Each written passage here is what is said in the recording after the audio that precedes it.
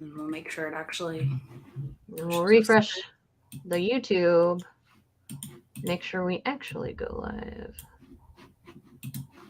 There we go. I know. I never trust it.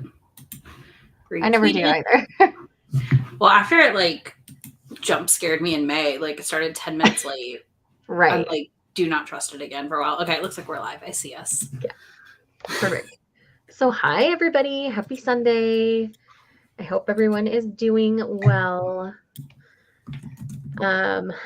Let's see. So this is our second edition of Quarterly Manga News. Mm-hmm. We've changed some things up with how we're doing it this month. We hope you guys like it. We put a lot of effort into this. It took me 3 hours yesterday just to plug in some of this information. So yeah, I think it was an hour for like I think I came in and did about an hour of work after or while you were working. We hope y'all enjoy it.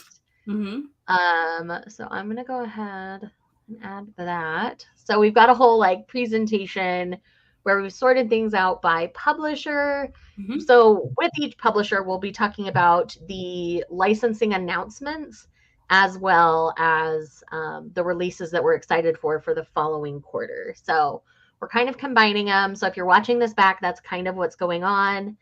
And I should have timestamps for you at the end of this to put in the description. So if anybody needs to come back after the fact, you should be able to jump to. So we will add timestamps if you're watching it back so that you can skip to whatever you like. Mm-hmm. So yes, welcome to Quarterly Manga News. I am Shae. This is Izzy. Hi. Y'all know us. I was say, if you don't know us at this most point, of you should know us anyways. Our channel names are also attached to our sign-in thing. So if you're coming in late, hi, welcome. Let us know the releases you're excited for this next quarter, as well as any licensing announcements from this previous quarter that you're excited about, because that's what we're talking about today. So jumping over here, that I did the wrong thing, didn't I? Hit present. Let's see if it works. There we go.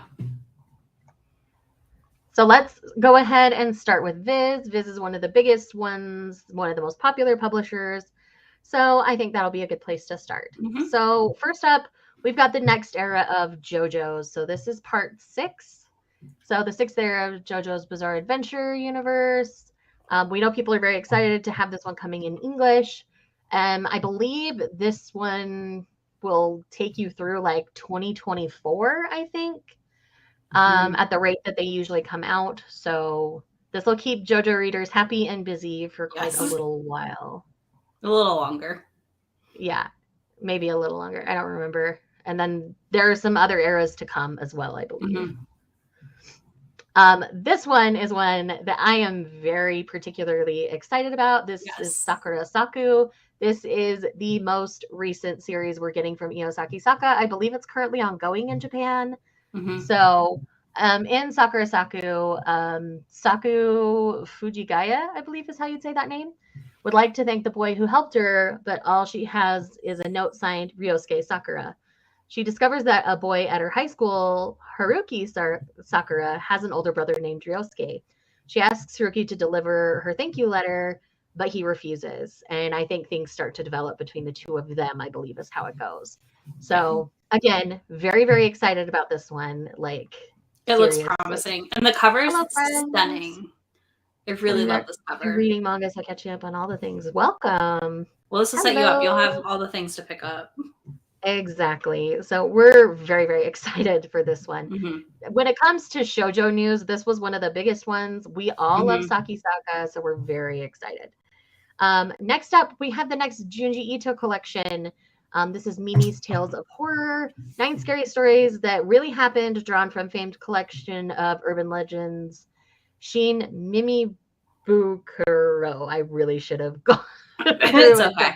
I was like, I don't know how to say that one either. Manga by Junji Ito. If you're a fan of Ito's art, I've heard this one is a really good collection. So, and I believe this isn't like, I was watching somebody else kind of talk about them. I believe it was the Omnibus Collector. And he was saying that this is like a collection all on its own, not his other ones that people are hoping get collected. So yeah, it's kind of a different animal all of its own. So All right, fans of Spy Family are sure excited about the official guide, Eyes Only. The intimate secrets of the Forger family are revealed in this ultimate behind-the-scenes guide, packed with character details, never-before-seen illustrations, in-depth interviews with creator Tatsuya Endo, and much more. This is a must-have for fans and collectors alike. And I'm a big Spy Family fan as well. It's going to be so fun. And I think it's going to have like probably extra images like from the anime and things like that. Like, it's just going to be so fun. It'll be fun to have. This is one that I don't know how I feel about. It's only a 2-volume series, and it's called Takopi's Original Sin. Takopi travels from his home of Happy Planet to spread happiness across Earth, but meets the unsmiling Shizuka upon landing. Her friends at school and home life seem to be the source of her somber expression, and the pure-hearted Takopi is determined to change things for the better. But what truth awaits him when the curtains rise in this shocking drama? I believe I've heard this does center around a bullying kind of concept, so I don't know for sure. Don't quote me on that, but I would not be surprised at this point. This is one that like the cover already doesn't appeal to me, so I feel like it's just an unlikely pickup. Yeah. For me at least. By the way, hi Yoli. Hello. All right, let's move on to the next one. Now, a lot of people are excited about this one, and this is Tamon's B-side. So this is an idol-based manga. High schooler Utage Kinoshita works part-time as a housekeeper so that she can afford her fangirl obsession with Tamon Fukuhara, her favorite member of the boy band Face. When work serendipitously sends her to the home of her idol, she discovers that the real Tamon couldn't be more different from his wild and sexy on-stage persona. The thing that makes me really excited about this one, it is the same creator as Takane and Hana, which is one of my favorite JoJo's. So I know art-wise, it's already going to be right up my alley. So this is one that I'm definitely going to be trying out because I think it's going to be a really fun blend of comedy because I really loved the comedy in Takane and Hana. That's like my favorite part of that series as well. So like that's why I'm interested in this. I want the comedy part. I really could care less about the idol part, but right. So I don't necessarily like. I don't need it to be idol. This will be just a fun little extra on top of it. But I think the comedy you can do with idol related things could be really fun. So I'm very excited about the comedy element here. All right, another Demon Slayer spinoff. This is a gag manga. This is along the same lines as like Rock Lee Go, which is like this weird little chibi style anime that features Rock Lee. If you've not seen it, it's looking very much along those lines, and it's just going to be following our favorite Demon Slayer characters. So yes, and yes, we are equally excited. Nezuko with the bread. Right? Instead of the bamboo, it's bread. So I think this one's just going to be a lot of fun. I don't think it's going to be the best thing out there, but I think it's going to be a really fun gag comedy manga. So I went ahead and put it in here just because it looks fun. Another Demon Slayer related thing is we have Core Record. I believe, I'm not sure if this is a light novel. It might be. I think it is, and it has a bonus manga. It's like a fan book. That's what it is. It's a fan book, and it has some never before printed bonus manga. So this will be great for Demon Slayer fans, just because it gets you that little extra time with the characters, and the characters are so lovable in this one. Like it's hard to not want a little more time. I know it's your babies right here, your favorites right here. Nobody can see my mouse, so it's fine. It's fine. They're all my babies. It's fine. My demon boar child is always a favorite. All right, so I know that Izzy and I are both excited about this. Oh my god, I'm so pumped for this one. DRCL Midnight Children. This is basically a Dracula-style manga. In this beautiful, evocative, and often surreal retelling of Dracula, a fearsome enemy comes from the east, bringing with it horrors, the likes of which have never been seen in the British Empire. Standing opposed are Wilhelmina Mina Murray and her stalwart companions, united in a cable of that eclipses gender, nationality, and station until they can achieve victory. Like this is just the cover. I'm pretty sure it's going to be sapphic as well, which sapphic vampires art is reflected inside. I am happy. Like if this is what we're actually going to get, like chef's kiss. So exciting because oh my gosh. Yes. I might go this look up came out this scans just month. to check the art, but if it's anything like what we're getting on the cover, it's so haunting, so beautiful. Very excited. Yeah. All right, this is another one a lot of people were excited about. This is Yes. Neighborhood Story. This is the latest that we're getting from Ai Yazawa, who does Paradise Kiss and Nana. shoot, what's it called? Nana. That's Nana. it. Yeah. Because why would we get finished Nana? Why not just reprint things that are finished?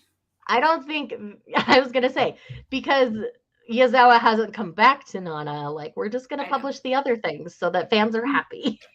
I know. Basically, in this one, I think it's like she always sees her childhood friend as just that, a childhood friend, and she's not like attracted to him. But he starts to look like this celebrity she has a crush on, and things start to develop from there, I believe, is the full kind of thing going on here. And she's in art school, so you're going to get a lot of that art. And I believe her focus is going to be like fashion because she wants to do her own clothing brand. So I think it's going to be a really good mesh of all the things Ai Yazawa does fantastically. So I am very excited to try this one. I am too. And we get her in cover. Paradise Kiss. Right. She has like a brief moment in Paradise Kiss. I'm pretty sure. So. All right. Another Spy Family spinoff, Family Portrait. I believe this is just like a little light novel about Anya attempts to make friends with her target Damien during an Eden Academy camping trip. Yuri spends his day off babysitting his niece, and Frankie seeks Lloyd's help in winning the heart of a blind opera singer. Then, when the family sits for a portrait painting, Yor is terrified that her secret identity will be blown. And the final story, the family is scrutinized by a pair of unseen observers. There's never been a family quite like this one. So again, I think it's just going to be a collection of stories for fans of Spy Family. And yes, Neighborhood Story is an older one, and it has that great older Ai Yazawa art. So yes, it's very exciting for so many people. And I just realized I have like eye crusties. Sorry about that, people. No, you're good. We can't see them. We're too small right now. True. One thing to our benefit, right? All right. Next up, we are getting part 1 Chainsaw Man box set. So if you haven't been collecting them and you've been waiting for a box set, you're going to get part 1 soon. The most disappointing box set, though, I just have to note, like there's nothing fun. There's nothing special. No, there's nothing special about the box set. So it's just like kind of sad. Whitney. Hello. So let's talk about releases for Viz for the next 3 months. So first up, we have Rainbow Days Volume 3, which I'm very excited about. Romantic Killer Volume 3 is another one I'm also very excited about. It's one I like more than I thought I would, if I'm honest. I've been wanting to check out Romantic Killer. I'm hesitant on it. We'll call it. I was nervous for early reviews. The volumes I have so that you can figure out how you feel. I think it's on the app, so I might be able to read it there. I'll check later. But it's technically under Shoujo Beat, so it might not. Yes, it's a shonen. I thought it was technically shonen. We're not going to talk about that today, though. Okay, because I thought it was shonen, which is why I was hearing like mixed things, and I was like, I'm confused that this is that. All right, so Snow White with the Red Hair, Volume 24, just the next installment in that series. I've been reading it forever. I love it. My Love Mix-Up Volume 7, which after what happened in Volume 6, I need Volume 7. I am so ready for my children. Yeah, I'm very ready for 7. I felt like I forgot that it was coming next month. I was like, oh crap, that's sweet. It's next month. Yeah, so soon. So exciting. So Kaiju number 8, Volume 6 is coming out. I recently read all 5 volumes, so if you want to get my thoughts, there's a video. But I am very excited for Volume 6 because Volume 5 ends on kind of a cliffhanger, so I'm ready. I'm ready for 6. Boys Abyss Volume 1. This one is a newer release, obviously. And I believe I'm trying to remember the details. Hold on. My brain does not want to come up with them right now, but we gathered so much info. We did so much to gather this list.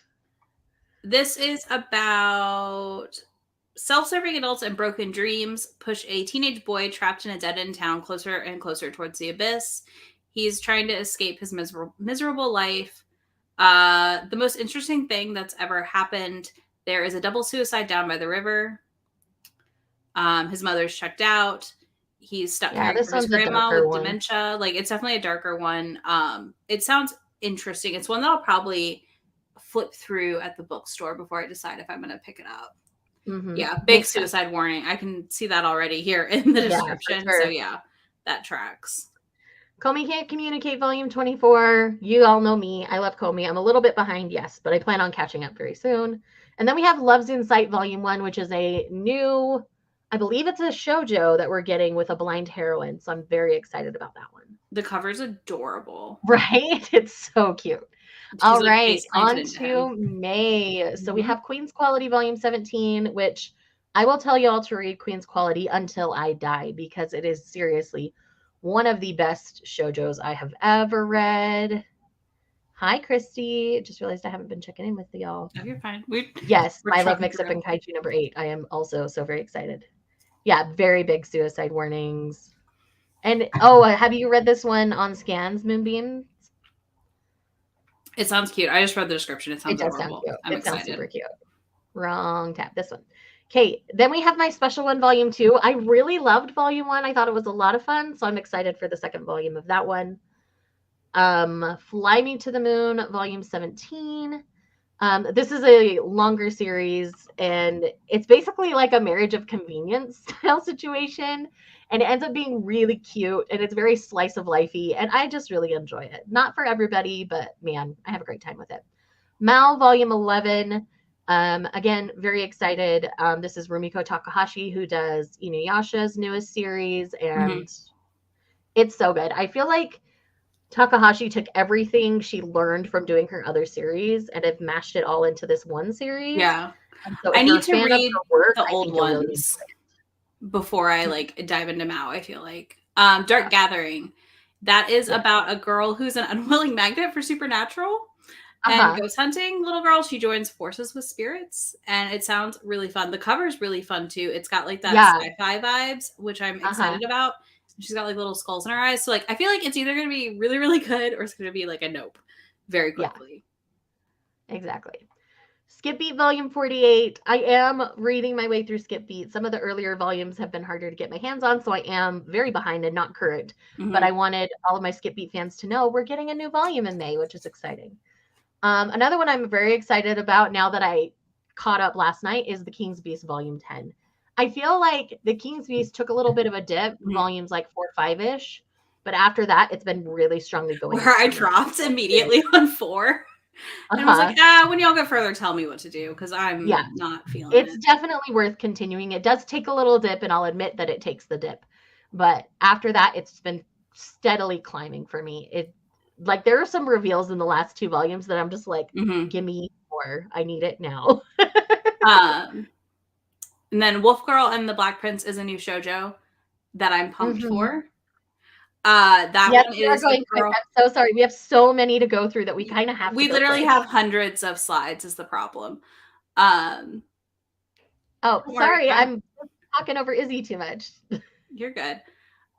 So this one is she makes up like a fake boyfriend and all of her friends are bragging about their boyfriends and then ends up dating her like schoolmate, like they're fake dating. So I'm pumped. This sounds right up my alley, on par with things like Imakoi, which we have in June. Yes, So very excited. Um, it's recommended to read QQ Sweeper before Queen's Quality, but it's not required because within the first few volumes of Queen's Quality, it tells you everything you need to know from QQ Sweeper. I just feel like it's a really good intro to the world, so I do recommend reading it if you can get your hands on it. But again, it is not required. Okay, so we're on June now. Yep. And we've got my fave, my babies, Imakoi, Volume 6. And I'm Seriously, so they're excited. so fun. Right? I was so excited. And then Rainbow Days Volume 4. Now, one thing about Rainbow Days, Izzy and I are both kind of on the fence about Rainbow Days right now. So We've heard not great it's things still on about our Volume radar technically, 2. but we just don't know how to feel yet. Yeah. I'm hearing too many mixed things. And then our favorite spicy Yakuza, well, not one of our favorite spicy Yakuza mangas now, because now we have multiple options and it's a beautiful thing, is Yakuza Lover Volume 9. I need to catch up, number 1. I'm behind. Same. But I still need to read, I think it's just 8. I might have 7 as well. I'm a little behind. I don't know what one I'm on. And I don't, they're stacked like with the cover out. We'll be catching up soon with 30 and 30 coming. So no worries. For sure. I'm pumped either way. And then more Snow White with the Red Hair at volume 25. Mm-hmm. And same with Comey Can't Communicate, volume 25. Again, if you're fans of the series, knowing that you have new ones coming out is always great. It just means I Beast catch up on Complex things. volume 3. This is the like in the same world as Beastars, but it's like telling other stories thing. And it's actually really good. I have read the first volume. I have not read the second one yet. Just because I haven't picked it up yet because I've been better about my buying. So I'll be picking that one up soon. But I am very excited for the third volume as well, just because I really enjoy the world of Beastars. So that's a personal one for me. Same with Free Run Volume 8. I've got Volume 7 here that I plan on reading today so that I can be ready for when June gets here. Insomniacs After School. I'm not sure you've read this one yet, Izzy. Have you? No, I haven't. Well, because of Read What You Own, I'm trying not to buy new things, right? Besides anything I pre-ordered. Right, same. So I did get an arc from NetGalley for Insomniacs After School Volume 1. It's absolutely fantastic, so I'm very excited for the second volume. It's going to be a good time. Just period, end of story. It's going to be a good time. Yeah. And it has some like somber tones to it in a way, but it's really just about two kids who are struggling with things similar enough to each other, forming a beautiful friendship. It might develop into a romance. I have no idea. Right now, they're just friends, and I'm very excited to see where it goes. And then we've got Love's Insight Volume 2, which again, we're both very excited about this series. And then lastly, Requiem of the Rose King Volume 17. Is that the final volume? The final volume of Requiem of the Rose King. So hopefully, fingers crossed for some reprints so I can get 4 through 17.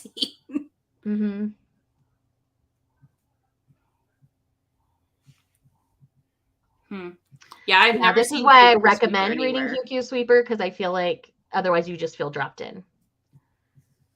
Yes, the final volume, B. I'm so excited.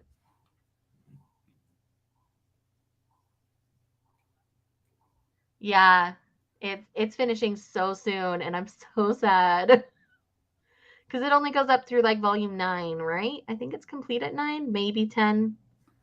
I'm not sure. I cannot remember at this point, but it is sad. Okay, so you did read an early copy of Boys Abyss, and it's full of drama. Okay, good to know. But yes, suicide trigger warnings on that one, as far as we know. Yeah. All right, that is it for Viz. Let's move on to the next one, and that is going to be Kodansha.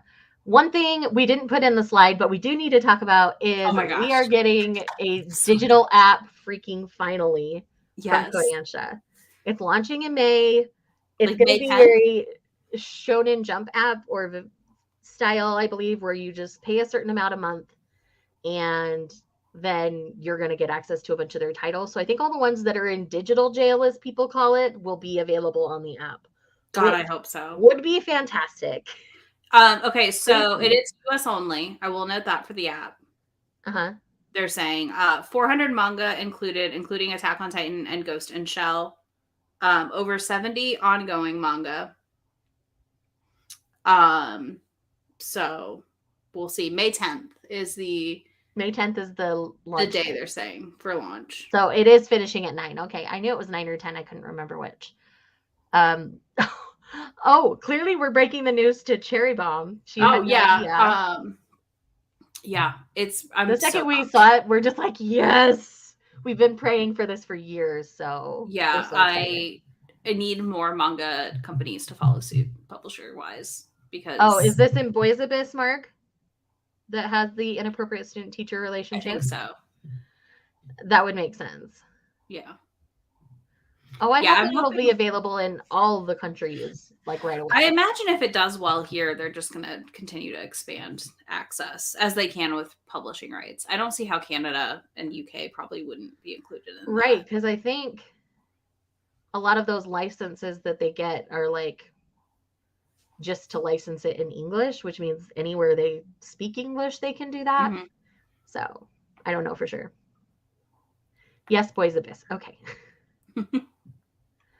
Yeah, all right, so let's jump in here. A lot of these are actually going to be from the previous quarter that we forgot to talk about. So we're just going to talk about a bunch of them just because we're excited. So it works. First up, Miraculous, Tales of Ladybug and Cat Noir, I believe. And this is based on a show on Netflix. Again, I think it's for a slightly younger audience than any of us really are, but I thought the art was cute, so I thought I'd still share it. Oh, wrong direction. Backwards. Oops. Okay, this is a very long title, so give me a second here. I'm giving the disregarded noble lady I rescued a crash course in naughtiness. I'll spoil her with delicacies and style to make her the happiest woman in the world. That's a long title, but I like the concept of the title. So, what does a young noblewoman and freshly betrayed by her betrothed need most? A cross course in everything naughty. And who better to teach her than the feared hermit sorcerer who, for some reason, can't help but pamper her to no end. Right? I mean, just the concept of this sounds a lot of fun. Yeah. I'm excited. I'm at least intrigued. Yes, I am so excited to get my hands on more Chihaya Furu, which is one we probably won't ever see physically in English, which breaks my heart because it's so long, but I still want to read it because it's so good. Yeah, since the previews were only available to US. I honestly think they'll expand quickly because this is going to go gangbusters. So, oh, your kids watch that show? That's cute. But yes, I am very excited about this one. Again, dealing with anytime they use the word naughty, I'm like, okay, how naughty are we getting here? It's an immediate. I have to at least pick up a couple volumes to test it. I have to at least try it. Like, that's just the filthy souls that we are, though. So if you aren't familiar with us, yes, we love to read romance and all things smutty. So we're excited. This next one here is Origin. This looks very dystopic, futuristic. Tokyo 2048. Japan is now connected to the entire northern hemisphere by the Eurasian Railroad, and all manner of crime and vice pour into the megalopolis. I think that's how you say it. Yeah, I think at its eastern terminus. Little do the people know that inhuman beings live among us. However, robots with high-level AI who will kill to survive, only one man can stop them. Their prototype Origin. So again, feels very dystopic, futuristic. I think it could be good, but again, I don't know too much about it at this point. So it's one I definitely want to try. If any of you have read it, please share your thoughts because I'm curious, and I like the art quite a bit. And that's I was gonna say the cover art intrigues me at the least. The details of like the veins in his hand and everything down here, I'm like, okay, I need to know more. Like, please explain. So I want to at least try this one. I'd be curious to hear about it. Okay, this next one I'm excited about. It's Virgin Love. Looking for love, but afraid you'll never find it? Come live at the Love House. 6 strangers, 1 house, 1 shared goal, love. What could go wrong? So the whole like Big Brother vibe of this series, like, makes it just sounds like mess. So much mess. It sounds like, and I love mess. Mess can be a whole ton of fun. So I am excited about this one. I think it's going to be a good time. And I think there's going to, well, I see at least 3 guys on the cover. So is it going to be just 6 guys and her? So more bachelor? Or are there going to be other girls there? That's what I want to know. But yeah, either way, it has that reality TV feel to it. So I think it's going to be interesting.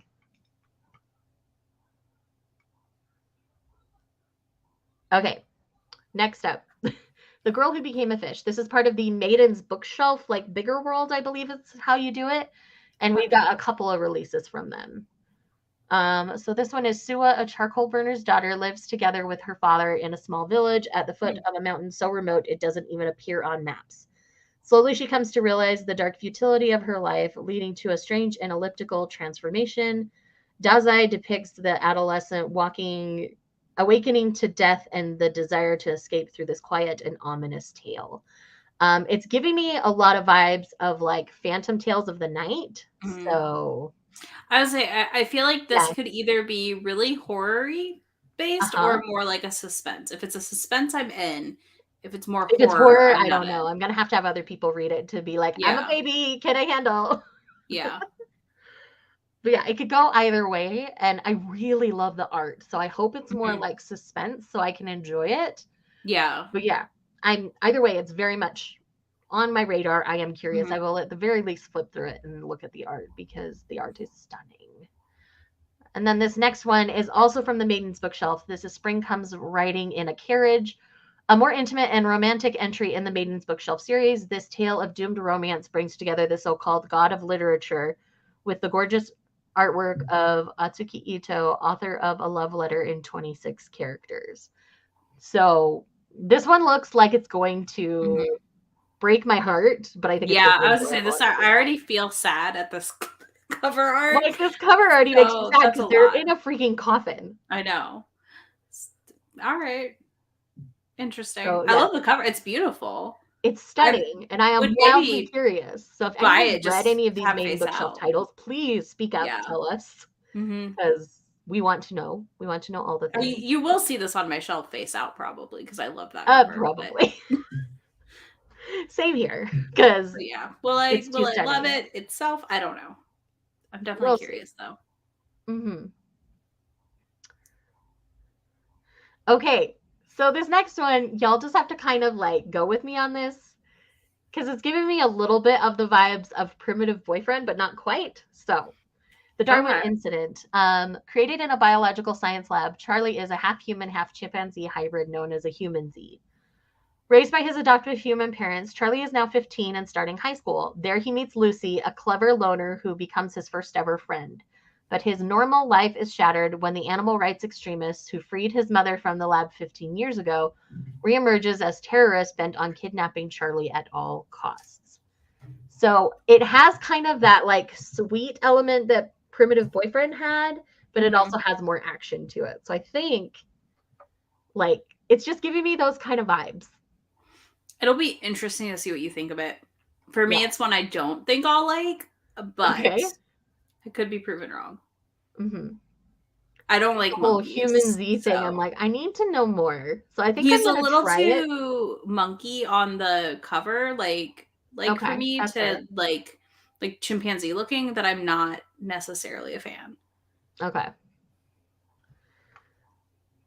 So it just depends on how it plays out. Yeah. You know. Like I say, I'm curious at this point. I would try it. But it's one of those I would like sit at the bookstore and read it before I purchase Yeah. it kind of things. Mhm. Because if Yeah, I I think don't I like flipped it, through it. then I'm not gonna spend my money on it. Mm-hmm. All right. Next up, we have The Moon on a Rainy Night. This highly anticipated Yuri romance about a high school girl entranced by her intelligent, enigmatic, deaf classmate is a must read for fans of Bloom Into You and Whisper Me a Love Song, which are like, it's Yuri. We're going to read it. I'm gonna read it. It's Yuri. There's no And look questions how asked. cute the We art know is. this. Like, And there's that no way we're cover, not going to try it. no, that cover's adorable. Right? So yeah, And I very love excited. Whisper Me a Love Song. I'm like way behind on it, but it is so cute I don't that think I've like tried that one if yet. that's a comp for it, like I'm so in. So in. So cute. I just love that cover. Next up, My Ultramarine Sky. From the creator of My Summer of You comes a BL high school romance about two friends who've always been in the same class, but when a new school year separates them, they realize that their feelings for each other might run deeper than friendship. And I love these like high school figure out your sexuality kind of stories Mm-hmm. most of the time. And considering I've read My Summer of You and really enjoyed it, the fact that it's the same person leads me to believe I will most likely enjoy it as well. Yeah. Have you tried My I'm Summer of You? intrigued. No, not yet. But I do love like my love mix up, those things. Like I love that kind of stuff. So I'm sure I'll enjoy this one too. Mm-hmm. Next, speaking of My Summer of You, The Summer with You, the sequel, which is the third volume in the My Summer of You collection. Mm-hmm. Their first memorable summer was in high school, followed by their summer together as college students. Now Wataru and Chiharu are in their second year of college, and the two boys can't wait to spend another summer together. So again, for fans of the series already, getting this next volume is just exciting. Again, the art style of this mangaka just speaks to my soul in the best Mm-hmm. way. So I'm very, very excited that we're getting the sequel series here. And since that's one you haven't read, you probably don't have too much to say about this one other than No, I love the cover. I mean, it's definitely a series I want to pick up. I just tend to lean, we know this, I tend to lean more Yuri than I yeah, do BL. Not in like it's just we don't get as much Yuri, so like I try to read as much of that as I can, and then right. pick up like the like fave BLs that people have. Uh-huh. I enjoy Makes both. sense. Like I enjoy both. I lean more Yuri. I can't help it. Like I get it too. I mean, the amount of Yuri we have compared to BLs is insane. Mhm. I definitely want more Yuri, and I'm so glad we're getting more. So we've got several Yuri titles throughout this Yeah, collection here. we do. So It's the nice. next one here that we have is Super Morning Star. This is another BL. At high school, Kaido seems to be a scary delinquent, but he's leading a second life as the star of a Sentai superhero live show. When Sentai superfan classmate Honda Okay. discovers Kaido's secret, Kaido will stop at nothing to make sure it doesn't get out. But despite himself, the charismatic performer finds himself falling for his biggest fan. Like, This sounds really funny. it sounds so fun and Yeah. adorable at the same time that I'm just very, very excited. Yeah. Yeah, I'm happy they're in college too. It's so fun. Nice. So exciting. They are some of the best at wholesome BL. Good to know. Yeah. Because, yes, I love very, very that. excited. All right, next up. Okay, I'm really intrigued by this one too. So, this is Ogami-san Can't Keep It In. Ogami-san has been keeping a dirty little secret from her peers at school. Puberty has emptied her mind of everything but perverted fantasies. For the sake of leading an ordinary school life, she pulls out all the stops to keep her mental wild side under wraps. But when she literally reaches a hand out to Yaginuma-kun, I think is how you'd say that, a cute Okay. but mysterious boy in her class, her innermost thoughts just come spilling out. So again, I like the concept of pervy girls in manga just because I am that person. Yeah. This will be interesting because it's either going to work really, really well, or it's going to be like a pleasure and corruption situation where we're aging them up. Yeah. And that's what I don't know at this point. Yeah. And that's So what I'm again, curious about. I'm very intrigued and I like the concept idea, but I don't know Mhm. how it's going to be executed. So that's where I'm like on the fence at the moment. So yes, if you've read any of this one, let me know. See, it's giving me a little bit of Lovesick Ellie Yeah. vibes too. Yeah. I can see that. So it could do that. It could be like My Pink is Overflowing, which also has a pervy heroine lead that is in Kodansha Digital Jail. If you have not read that one, I highly recommend it if you like Lovesick Ellie, because Mhm. that one's really, really good. She specifically has a thing for guys in like white shirts, and so she falls in love with her manager at work in My Pink is Overflowing, and it's so good. Really, really enjoy it. So yes, will be interesting to see how we feel. Mhm. All right. I'm curious about this one. This is My Lovesick Life as a 90s Otaku. Otaku culture has finally become mainstream, and Megami can't quite get used to it. Divorced with a teen daughter, Megami thinks fondly back to her days as an anime and manga otaku in 1995. That year, she transferred to a new school and decided to start fresh by hiding her otaku interests. She found herself taken under the wing of a basketball ace named Masamune, who got a kind heart and looks like one of her favorite characters. But though Megami catches a whiff of destiny in the air, she's crushed to learn that Masamune detests otaku. So again, it's dealing with like geek and otaku culture in the 90s when it wasn't quite as widely accepted. So I'm very Yeah. interested to see where this one goes. It could go a few different ways. So Mhm. again, it's on my list because of that, but I don't That's know. he's secretly also an otaku. That's what I think the outcome will be. Oh my gosh, I hope so. And And he he's just trying to detests play it it off to that he cover doesn't. for his secret desires and Yeah, it likes. feels kind of like a How I Met Your Mother kind of setup. Mhm. So if it goes that route, I would seriously be so happy. Like Yeah. it's so fun sounding. So we'll see how this one goes.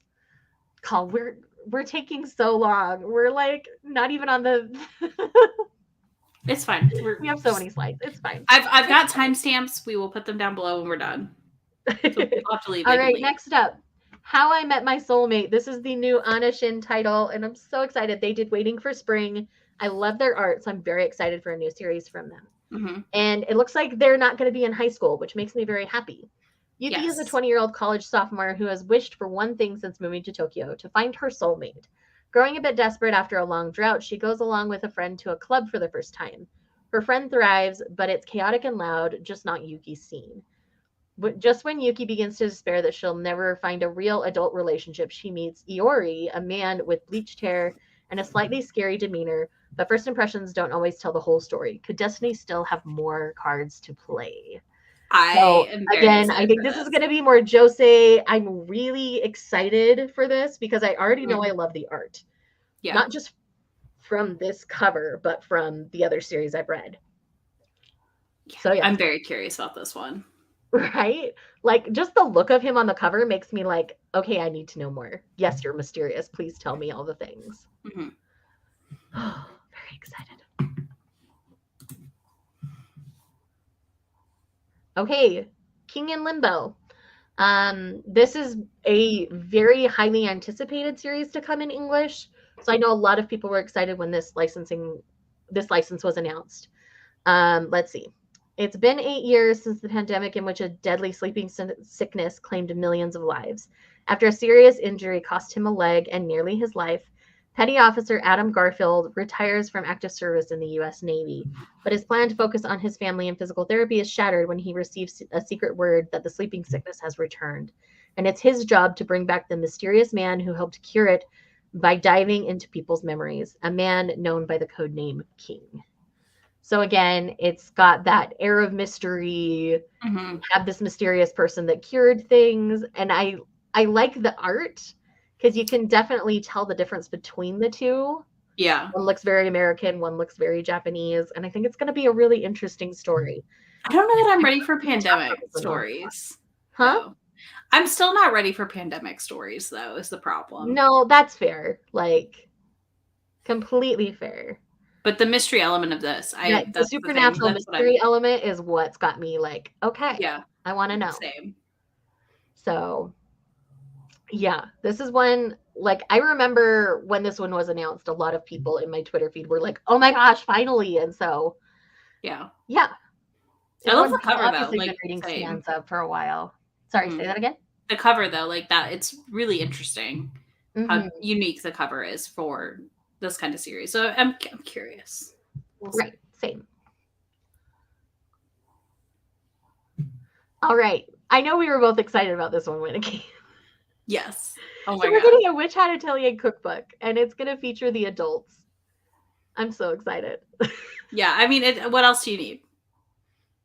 What else do we need? Nothing. This is it. This is everything.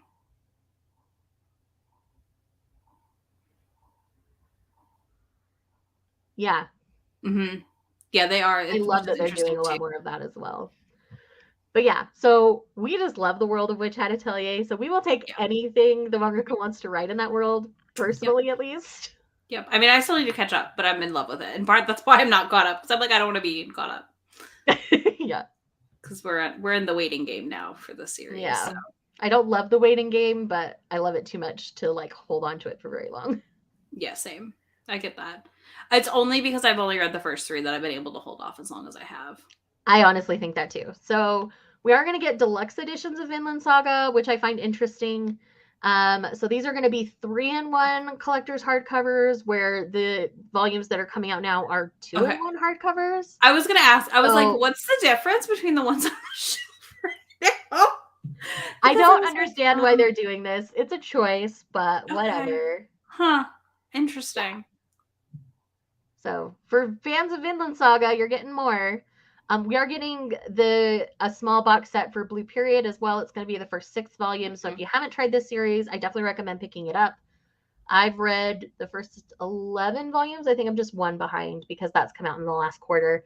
So it's a really solid series, really beautiful. Mhm. If you've not started this one, have you started this one? Is Nope, not yet. I think you'd like it. I know. I just have my 3 shelves of unread books. We know this, so Right. So Cells at Work are going to get omnibuses. So it's going to be 2 oversized 3-in-1s because there's only 6 volumes in the series. So again, that's a choice, but whatever, Kodansha, do your thing. This one I'm very excited about actually mm, because this is a Magic Knight Rare paperback set. hmm So I have the hardcovers. I know how stunning they are, but I also know they are incredibly expensive. So Yeah. they are doing this in a more affordable way so that people can actually get their hands on it. I'm So I excited love that because they're that's doing it how in I'll paperback. pick it up because I'm Yeah. not buying the hardcovers. Yeah. I'm just not. The Too hardcovers much. were like a Christmas gift to myself the year before Yeah. last because I loved it so much Well, that I saved up and I okay. bought it. If I read it all, like if it comes on the Kodansha app and I read it all and I love it, I probably would do it. But until I know I've read it all, Mhm. I there's no way. That's just such a commitment. Exactly. And if you've not read it and you love magical girl manga, period, Mhm. this one is an isekai style magical girl story that Yeah. I absolutely love and adore and would 10 out of 10 recommend. It is my favorite magical girl, Mhm. not going to be everybody's. Yay! All the more people to get Magic Knight Raiders makes me happy. All right. So I believe this one was in digital jail, but we're now getting it physically, and that is Windbreaker. I believe this is a running manga, Okay. Sometimes I think there or can't is be it a sport wrestling? manga about that, but it might be fighting. Yeah, it's a Either fighting way, game. sometimes I go, there's no way, and it exists. And I'm like, okay, never mind. Yeah. So I don't think it's running. I think it's like wrestling or like Mm-hmm. boxing. Might be I'm guessing boxing, yeah. wrestling, but yeah. So yeah, curious about that one. Heard a lot about Windbreaker, and I love the artwork. Yeah, the artwork's fantastic. Mm-hmm. So Yeah, it's a good that's cover, one that I so might flip be through and curious. try. But yeah. Mm-hmm. Now, this one looks very fan servicey, but I'm going to talk about it anyway. And this is Tying the Knot with an Amagami Sister. Mm-hmm. I believe this is going to be a harem style story. Ryu Kamihate has had a rough start to life, but plans to forget it all by achieving his dream, matriculating into medical school. But when he arrives at his new foster home, a working shrine, his dream of a quiet place to study goes up in smoke. Not only will he be living with three beautiful, lively Amagami sisters, but he learns that he must marry one of them and take over the temple. So, So it's giving me oh my gosh, what's the one called with the quintuplets? quintessential quintuplet. Yes, that one. It's giving me that feeling. Okay, that's Maybe. kind of the feeling I'm getting as well. Like, Just it's triplet. It's three instead of four, but still. or like Or we five. never learn, like that kind of story where a guy comes into a situation and has to choose someone. Yeah. So, Be again, interesting. could be very fan servicey. I don't know. So, Who knows? Yeah. The cover art's cute, but right. the best news. The best news. The best news. We are getting physicals of Nina the Starry Bride. Take it away, Is. I'll let you talk. Our all-time runner-up to Yona favorite fantasy manga. I feel like it is the best. Little, have to pretend you're a princess, and oh no, there's other people pretending to be people they aren't, and we're gonna have to do this thing to save the country. And it was some of the best art I think in No, fantasy artistically, it's stunning. romance I've read the manga. first Like, ugh, couple of volumes. You're much further into it than I am. I'm fully caught up, Yeah. and I'm obsessed. This is like one of my all-time favorites, and it's coming in October. And let me tell you, I own them all digitally, and I will continue to buy them digitally to also then buy physicals because I'm not gonna wait to be caught up physically with the digital story. No, I get it. It's so good.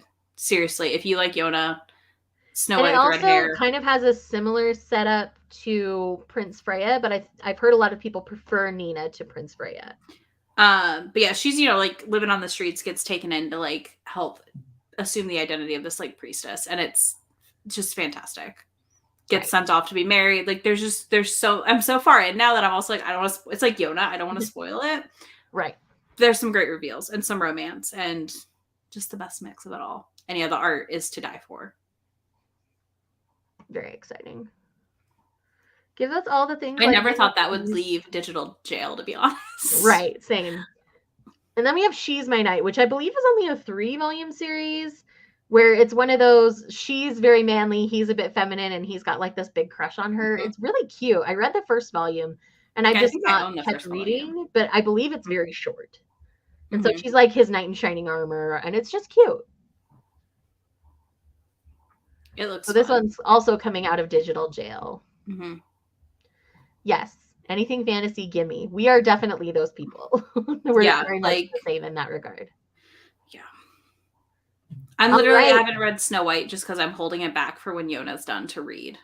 Yeah. Like, that's literally my thought process. I was like, well, I'll save that series for when Yona's done. Makes Oh sense. boy. All right. We're now on to releases for Kodansha for the next quarter. We don't have a ton in May and June just because Kodansha kind of keeps their releases close to the vest. So we found what we could, but Yeah. again, things are subject to change as always. Oh yeah. So let's start in April with Lovesick Ellie, Volume 9. Again, very excited. We've only got a few more volumes left of this one. I believe it ends at 12. So if you've been getting the Sweat and Soap box sets, part 2 is coming out in April as well, which is always exciting. Shonen Note Volume 3. This is a series I personally love and adore, so I'm very excited. Yeah, I haven't picked up one yet, but I'm happy I know that we're getting more this quickly. So when I do pick it up, I'm like good to go. Exactly. Then we've got Boss Wife Volume 6. Boss Wife is another Yakuza story that's currently in digital jail. We have it on there twice. Very soon because I really love Boss Wife. I really do. I've really been enjoying it. I kind of paused on it for a minute because I'm so behind on other stuff, but as soon as I'm caught up, I'm picking up the rest of the digitals to read it. And then Volume 9 for Starry Bride. The Starry Bride. Obviously, Izzy will be picking up Volume 9. Yes. Because yay. Our fave. Something's Wrong with Us, Volume 14, which, oh my gosh. I know. I still need to read 13, but I have it in my possession. I haven't either. Oh, we've got Boss Wife on here twice. That's what I said. I was like, oh no, we had that twice. It's fine. To Your Eternity, Volume 18. The second era of To Your Eternity isn't nearly as good as the first era, in my opinion, but I'm still intrigued enough to keep going. One of my favorites in digital jail right now is Our Fake Marriage. This is like a childhood friend's fake marriage thing, and I just love it because he's really been in love with her this whole time, and it just does things to me. And then we've got Shangri-La Frontier, which is actually one of the few shonens I like right now. This is a video game style one where this guy purposely played bad video games for so long that when he's headhunted by this really popular online MMORPG 3D dive game, he goes in and like within like no time of being in there, within like a few days, he's gotten further in the game than anyone that's been playing it for months. And so it's very interesting setup. So I'm very excited to keep going in that one. Moving on to May. Rejoice! A Sign of Affection Volume 6 is here. Finally! This has been the longest wait of my life. Nina's physical Volume 1 will be coming out in October. In print. But the digitals are up to 9. Yeah, for sure. And then we've got the Yakuza's Bias Volume 1, which is like a Yakuza boss who's like a J-pop fan. So like I'm here for it. I will be picking it up just out of pure curiosity. Yeah, exactly. Then we've got A Condition Called Love, which is one that was in digital jail for a long time. It's by the same person that does Wake Up Sleeping Beauty, which is one of my all-time favorites. So I am very excited that this one is coming out physically. I already have Volume 1. I have not picked up Volume 2 yet. But I have read them, and they're absolutely brilliant. Love it. Next up, we finally have the next omnibus for LDK, which is Volumes 19 and 20, which I will be picking up because I'm already current on the series. So I might as well get the next 2 in 1, and then I'll ship it off to Izzy so she can read it. When the series is done, you're going to ship them off to me so I can just finish the series. It's fine. Okay, that's fair. I think it ends at volume like 24, so there's not too much. Yeah, we're not like it'll be done this year and a half to come out. So and or the next time you visit me or I visit you, it's fine. Yeah, we'll make it work. Okay, Wand Dance Volume 5 will be coming out. Wand Dance is one of my favorite series. It's so underrated because it's a dance manga, but the art. I'm excited to read it next month. Absolutely stunning. So stunning. Is there a Millie right there? Yes. Did you miss her like launching into my lap, snorting? Yes, oh, yeah. Hold on. Yeah. All right, ma'am. Living her best life. She finally realized where I was. Ah. It stopped ringing the bell to go outside. Okay. All right, that's it for May that we know of. If you know of any more that are coming out in May, please put it in the comments. We'd love to know. This is all we could find that we were interested in. So if you know of others, please tell us. Yeah. Okay, I mean, we have to pick, we have to narrow this down. We cannot do everything. Right. In June, we've got In the Clear Moonlit Dusk Volume 4, which, again, I absolutely love and adore this series. So I'm good. very excited to read all three of them soon. Christy saw Millie. Yes. We love Millie. Then we've got Lovesick Ellie Volume 10. Again, as you guys know, a series we both really enjoy. Shonen Note Volume 4. The fact that they're coming out 2 months apart makes me very happy right now. Same with Something's Wrong with Us Volume 15, which will be the penultimate volume. I will not be reading 15. I thought it goes to 17. I'm pretty sure it's only 16. No, it's more than that. Is it? Or maybe it is 16 and it ends in August. Is that it? I know that we have, I think it's 16. I might be wrong. Ow! I'm fact checking via Baka updates. Oh, no, you're fine. Longer. It's 18 and ongoing. What the heck? I thought this was over. Told you. I was like, it's more than you think. Because I was looking the other day and I was like, wait a minute. Wait a minute is right. So, oh yeah, you need to catch up. It's so good. It's so good. So good. And I thought we were blitzing towards the end. I thought it finished at 16 and it's still ongoing. Dang it. Yeah. The amount of cursing I want to do right now. Yeah. I wonder if it's taking longer. 17 is not it. It's still ongoing in Japan, according to Baka updates. Yeah. At 18. It's ongoing. I've got Something's Wrong with Us. In the digital Kodansha free volume 1 sale. Oh, you're not going to be able to stop after one volume, Christy. I can tell you that right now. Yeah, it's... Because neither of us could. We're like, what did we just read? What the heck? Yeah. All right. And that is it for releases for Kodansha. And we're an hour into the stream and we've only done 2 publishers. Oh, it's fine. It's fine. We're giving you a lot of information. All right. Next up, we've got 7 Seas, which they have a ton. So get a drink. We're going to be here for a bit. Yeah. All right. So first up, we've got My Pancreas Broke, But My Life Got Better. This is another one in this series of autobiographical stories from the person who did My Wandering Warrior Existence and My Lesbian Experience with Loneliness, I think is the most popular one. It's the same mangaka talking about her journey after My Wandering Warrior Existence. Yes, pick it up physically, Christy. I think you'd like it. But yes, so another one from them. And then we are also getting a hardcover of My Lesbian Experience with Loneliness, which I know for those who haven't gotten it yet, or maybe people that already do have it, they're very excited to have a nice copy because this one, if you're new to queer manga, like this is definitely a staple in the queer manga space. I think it'll be interesting because I always see this one on sale at Books A Million, like in the clearance section, which is how I picked it up originally. Then again, considering where we both live, I'm sure they're not as popular here as they are in other places. Yeah, I don't know. That's true. Very possible. It's been across different states. I always will find this one in the clearance. So interesting. I don't know. All right. The villainess who has been killed 108 times, she remembers everything. So I like this whole like reincarnated, I remember things trope. So this is one that I'm interested in for that reason, but the art also looks super like shoujo cutesy. Yeah. So I'm intrigued. Did you know much about this one, Iz? No, I don't know any. I mean, the art looks cute. I'm not usually huge on the reincarnation stuff.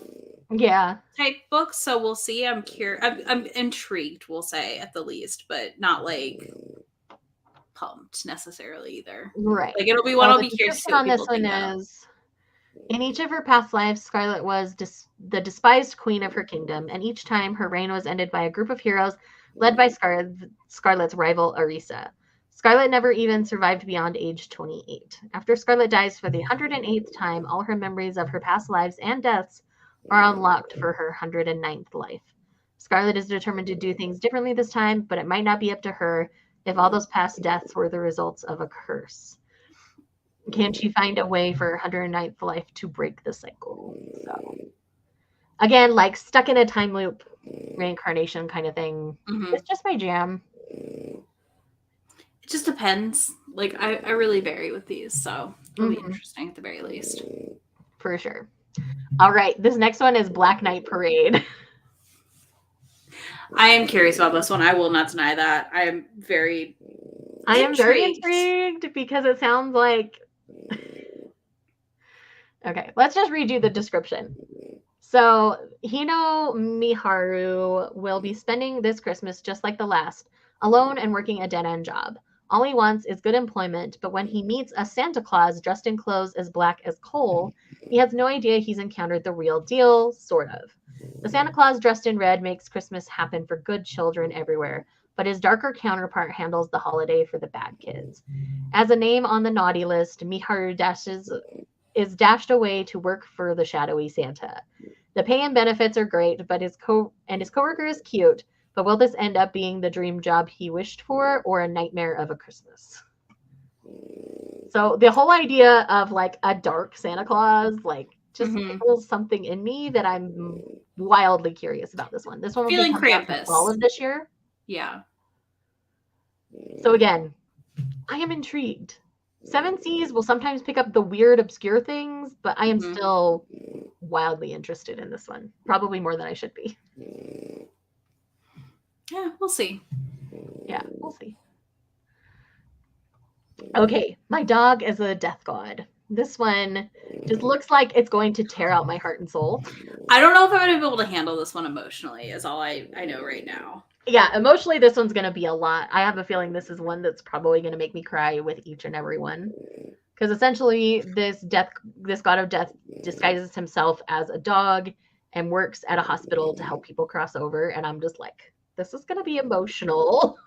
The art is absolutely stunning. Like the way that Leo, the dog, is drawn, like so perfect. But yeah, emotional roller coaster. Here we come.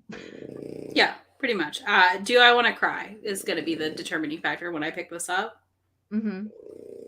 And when I want to cry, I'll pick it up because I have a feeling. Just sobbing. All right, another long title, so bear with me for a second. Reincarnated into a game as the hero's friend, running the kingdom behind the scenes. This is going to be the light novel and the manga that we're getting. So again, the title's pretty self-descriptive about what this one's going to be about. He's reincarnated into a video game, but he's not the main lead. He's like the best friend of the main lead, so he's kind of running things from the background. And that's where he wants to be. So again, could be intriguing, could be very middle of the road. Don't know.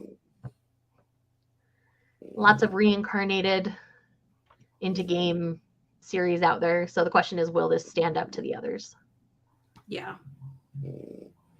The armor is interesting. Right? I thought so too.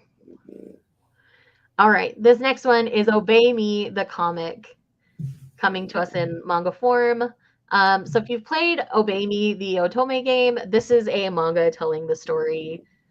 So I'm going to read the description real quick. As school bells ring, a little sheep wakes up at the Royal Academy of Diavolo in the demon world Devildom, where 7 eccentric demon princes await. This woolly critter is actually a human exchange student.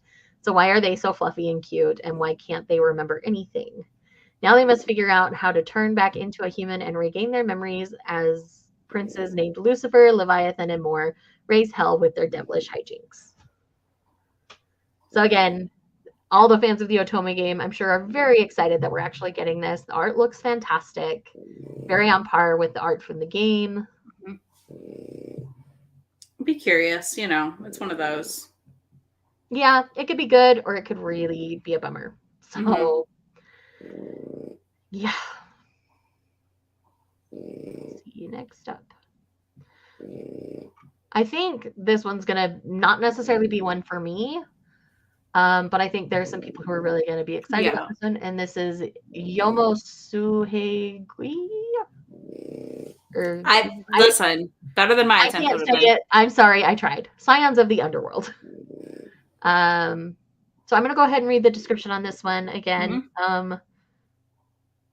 Noah Kanetsugu used to be a police officer until his wife and child were murdered, and he sought revenge by any means necessary. In a new quest for vengeance after he's released from prison, he discovers that a mortal wound won't kill him. A confrontation with a mysterious girl shows Noah that he's eaten the fruit of the enter word here, the tree in the realm of the dead, and now he's an immortal with monstrous powers. The girl is a god of death who wants his help to fight other dangerous immortals, since there may still be a seed of justice in his heart. Will Noah find his humanity again in saving others from supernatural evil, or will these ghastly powers turn him into a monster?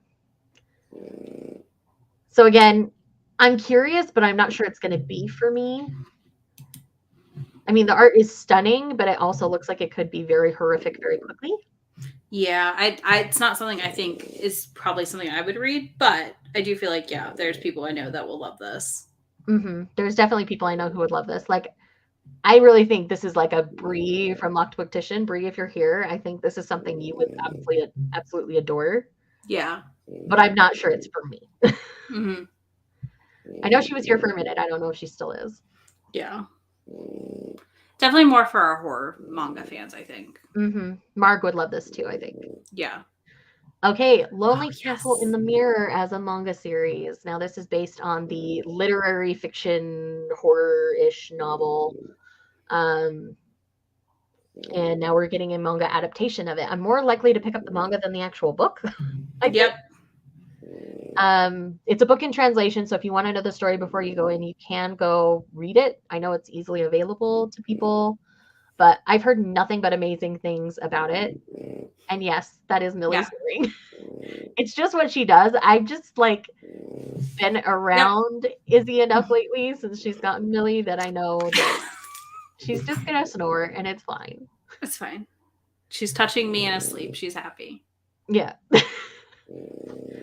But yeah, so I know this is one, like, as soon as it was announced, so many people were like, oh my gosh, the art looks so good. Very fairy tale feeling. Yes, which I know this has a fairy tale feel to the story as well. Yeah, that's all I need. She sounds like a cat purring a little bit right now. Yeah. It's not her normal loud Frenchy snore. It varies.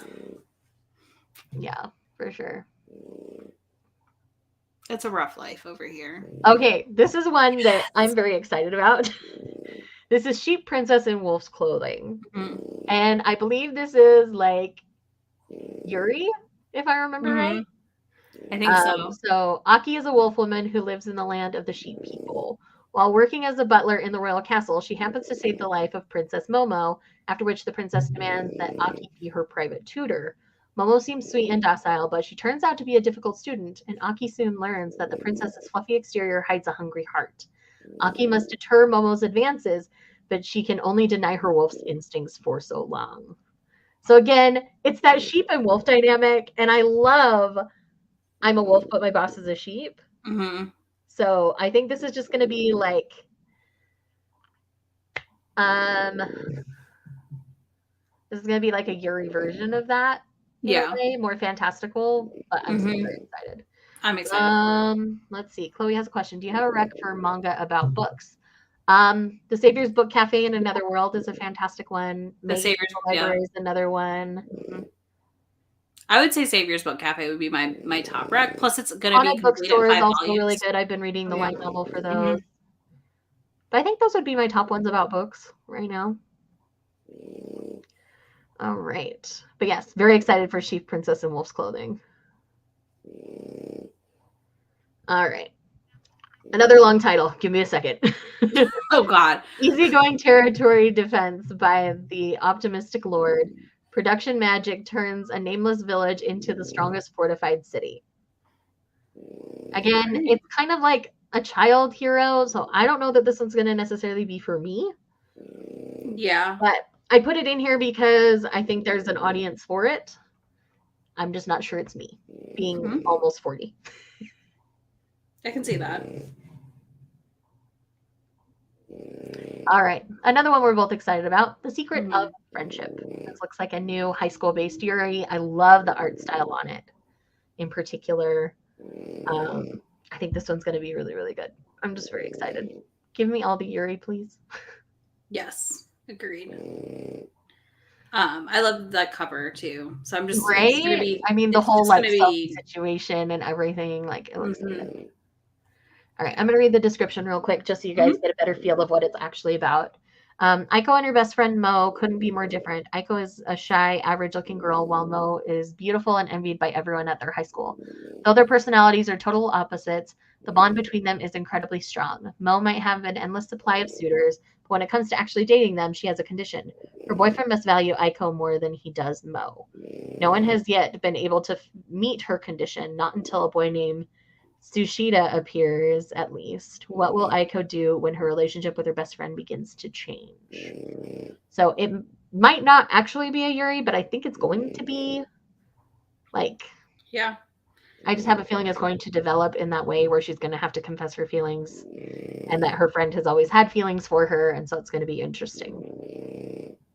agreed. I'm curious. I'm at the very least very curious to see where it goes.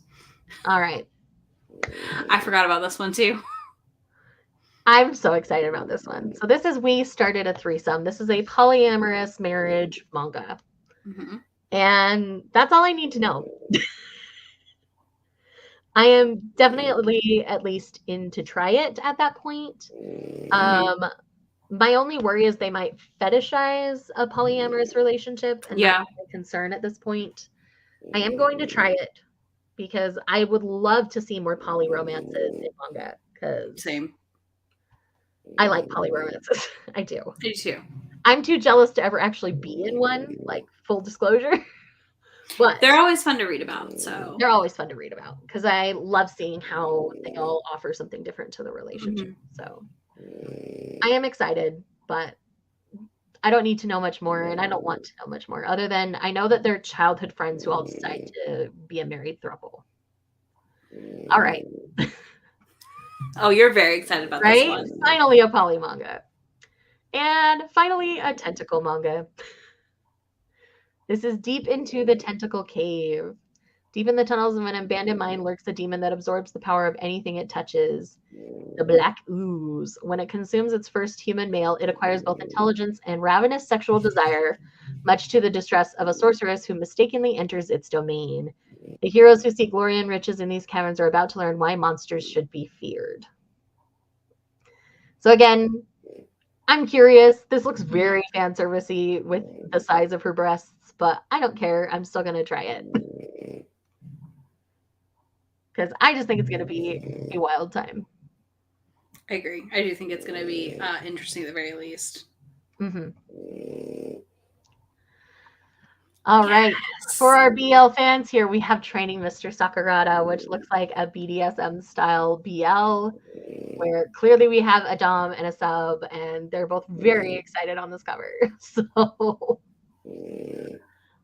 all I needed to do was see the cover, and I was in on this one. Yeah, I saw the cover and said yes, please. Yeah. Because Give us there's one other all. thing that will make me pick up any book, and it's kinky content. Like, Yeah.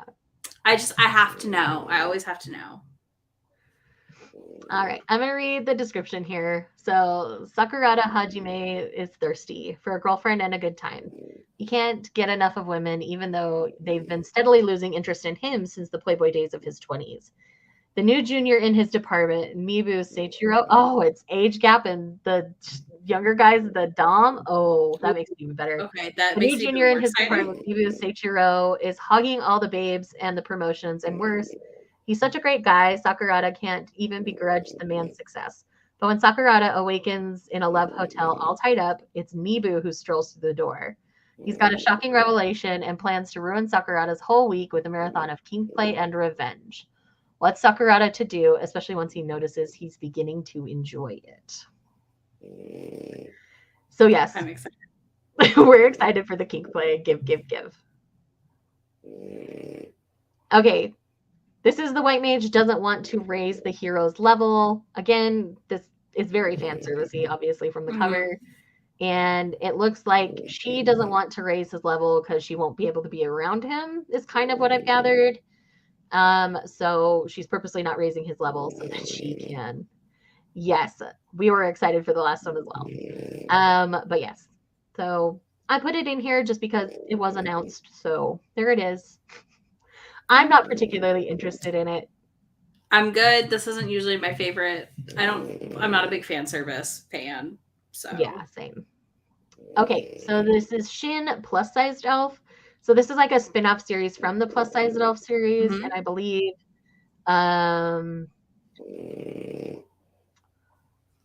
I think we're just getting like a different perspective. So it's Naoe-kun is who we're gonna follow primarily rather than our main plus sized elf gal. Mhm. So yeah. I don't mind the spicy content, but I wish Seven Seas also published more wholesome stuff. Some of my faves used to be published by them. I agree. They have published some really great wholesome ones, but I'd love Mhm. to see a little more. Yeah. Glad there are things licensed for people who do enjoy them, though. Same. Yeah, no, That's why we still totally. put them in here. So for fans of Plus Size Elf, there is a spin-off series for you to Mhm. enjoy. I didn't really love the first volume of Plus Size Elf. I tried it Mhm. years ago. It just wasn't my thing. Alrighty. This one looks really good. This is an older Mhm. series, I believe. And this is Kingdom of Cold, Kingdom of Water.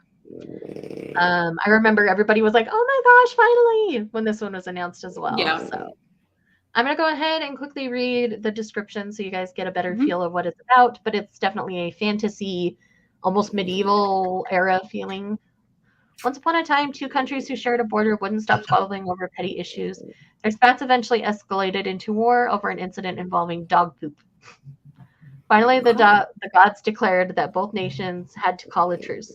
The most beautiful girl in the Gold Kingdom would marry the smartest man in the Water Kingdom, paving the way to a new era of peace. When Sarah, the princess from the Gold Kingdom, meets a charming man named Naranbayar from the Water Kingdom, they decide to do what it takes to stop the pointless conflict between their countries by pretending to be in love. Will their plan work? And what if real romantic feelings blossom between them? So, again, kind of an arranged marriage situation. I love those tropes. So I think this one's going to be really sweet. It looks really cute. I don't think it's a very long one either. So I'll be interested Mhm. to see where this one goes for me. Yeah. I'm always interested in a historical sort of manga situation. Historical fantasies I quite like Yeah. usually in manga, so I'm very excited about that. Alrighty, the world's fastest level up. Again, it looks like one of those isekai level up video game Mhm. style things. We have a million of them, so I don't know if this one will stand out or not. Yeah. But yeah. Not our Uh, jam generally, but I know some people will yeah. be pumped for There's a it. few that occasionally sneak through, but not usually our jam. So if this one's good, let us know. Okay, I'm really excited about this one too. It's Love, a Kitten, and a Salty Dog, Mhm. which the art on this cover is everything I want and more. I'm going to Yeah. say that right now. But Okura is a tough veterinarian who works at Kinako Animal Hospital right near the entertainment district. One day, a kind and earnest college student named Momo brings a tiny kitten he found on the streets, and the two men grow closer as Okura helps Momo learn about cat parenthood. It isn't long until their conversations turn from pet care to their experiences with romance, as Okura finds himself wanting to get to know Momo better. Will their relationship glow into something more with a kiss? So, I think this one's going to be more on the wholesome side of things, Mhm. but it's it's definitely adorable. I love the art style already. Yes, I agree. It looks so cute. Any thoughts? Is I realize I'm still like talking so No, much. you're fine. She's snoring so loud. I'm just like no, I'm excited. I think it looks fun. It looks cute. I think this looks just like, one I definitely pick up because it just looks adorable. Hmm. I love the cover, so. Right? All right, we're getting into a bunch of the cat manga that they've announced because they kind of announced a bunch of cat ones together. So that's where Yeah, this they one's going to did. live. They were like, "Hey, let's feed the cat people." Yes, and I am the cat people, so I'm very excited. So this is A Cat from Our World and the Forgotten Witch. In her youth, Jean was a powerful witch who vanquished the evil demon king and saved the world, but over time, the people she rescued have forgotten about her and her noble deeds. Now she is a short spoken old woman living by herself in a secluded forest until she summons a cat from Earth to her home. The former city kitty is now the size of a giant and must acclimate to this new world at Jean's side. Through eating the food Jean prepares and offering a head for pets, can this furry feline soothe the loneliness of the forgotten witch? This one is giving me like the very sweet BL Metamorphosis kind of vibes, Mhm. but it's just an animal companion instead of a human companion. So again, right up my alley. I will most likely Yeah. cry. I mean, for me, the witch and the cat get me. So, like, that's one that I most likely will pick up at some Mm-hmm. point.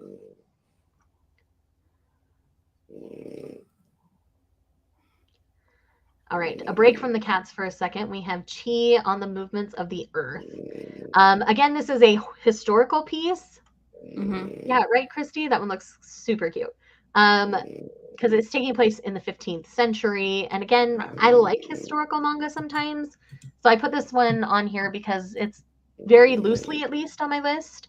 Mm-hmm. So in the 15th century, claiming that the earth revolves around the sun was heresy that could get believers burned at the stake. Child prodigy Raphael is introduced to the truth about the universe by his mentor and then must flee when the Inquisition comes to mete out God's justice. With only a peculiar pendant to guide him, will Raphael discover his master's research, and can he and others believers set the world alight? So again, it's kind of dealing with a piece of history that I think Mm-hmm. could be really fun to explore. Yeah. So depending on how it approaches it, I think will be whether I really enjoy this one or not. Yeah. I would be curious to see what you think. It's one that I think I'd let some other people read and then decide. Yeah. Again, I think this is one I would sit at the bookstore and read the first volume and see how I Mm-hmm. feel. Because there have been some that I was wildly interested in, but once I read the first volume, like sitting at a bookstore, I'm like, no, I don't want it. So that's a tip for anybody who's wanting to save money. Mm-hmm. Read the volume ones before you buy them. Okay, Breakfast with My Two-Tailed Cat. Looking at the art and hearing the title, I don't need to know anymore. This is just going to be adorable cat shenanigans with a giant two-tailed cat. Like, it's just going to be amazing. It looks fun. It looks adorable. I mean, the cat's sitting there eating a rice ball with a butterfly on its tail. It's just going to be adorable. So I don't Mm-hmm. need to know anymore. No, same. Again, y'all know me. It's cat manga. I'm going to buy it. Mm-hmm. It looks like it's going to make us hungry, so that's fine too. Exactly. All right, up next we have Dungeon Friends Forever. This one looks like it could be really, really sweet. That's why I left it in here. Van Mm-hmm. and Ryuka, the dragon girl, have been friends since childhood. As adults, Van has become a dashing adventurer, and Ryuka has become boss of a dangerous dungeon. Now Van has to beat up a bunch of Ryuka's monster underlings every time he wants to bring her food, plan a game night with her, or just hang out. Fantasies come alive in this delightful rom-com about two friends on the verge of love and the monsters who ship them. So, like, it could be really cute or it's going to Mm-hmm. be super bad. So, I don't know what it's going to be. I am curious. When it's calling it a rom com, maybe. Yeah.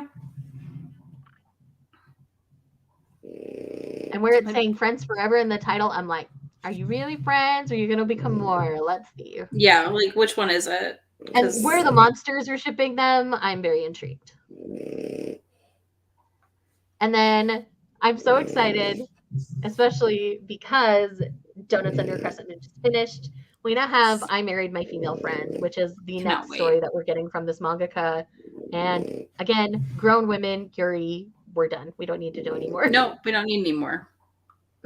That's all we need. And the fact that they're like sharing holding the grocery bag on the cover, like, I don't need anymore. No. They They look just, adorable. it's so cute. I want everything about this. I want it yesterday.